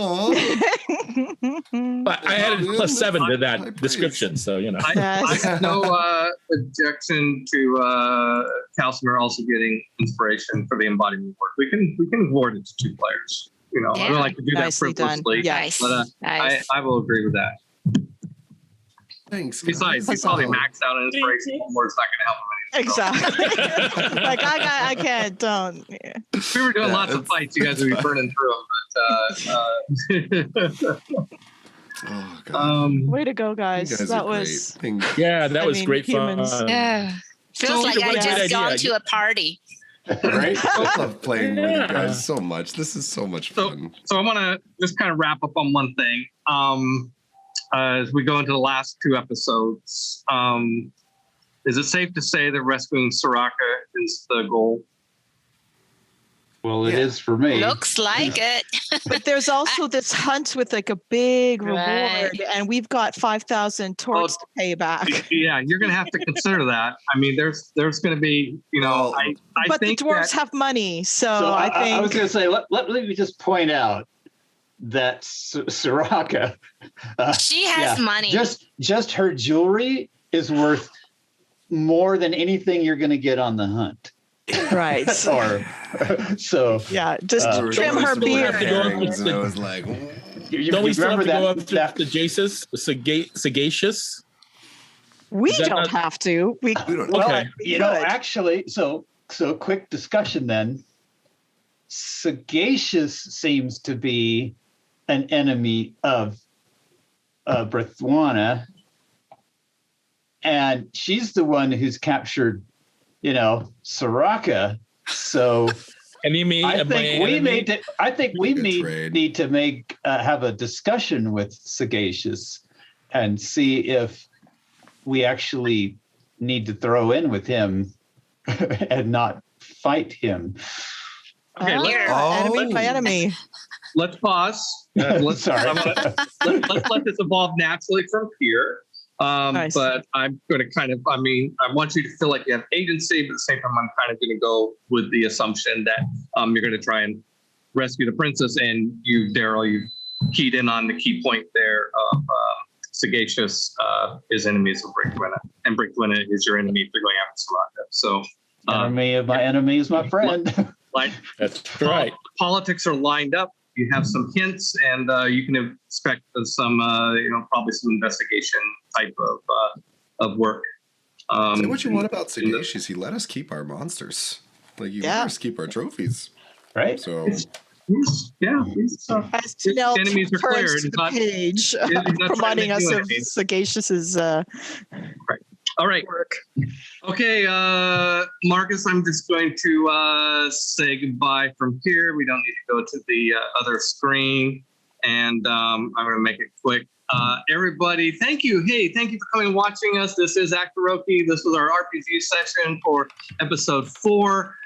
Come back next week here on twitch.tv/Gilding Light, or if you're following us on YouTube, World of Chaldea, and see what happens. Our Actor Studio session next week is probably going to be crazy because we did a lot of coverage here, and Steve's probably already pulling what little Harry has left out of his head, trying to figure out how he's going to keep that script to something I can record in a session.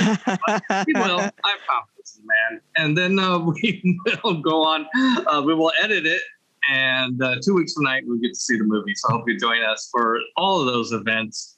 And Can't then wait. 3 weeks from tonight, we will be back here to do episode 5, where it seems like there is now a quest, if you will, for the party to rescue the princess. Oh, I love that. And we got romances in full bloom. Oh, so much fun. So thank you very much for joining us. Good night.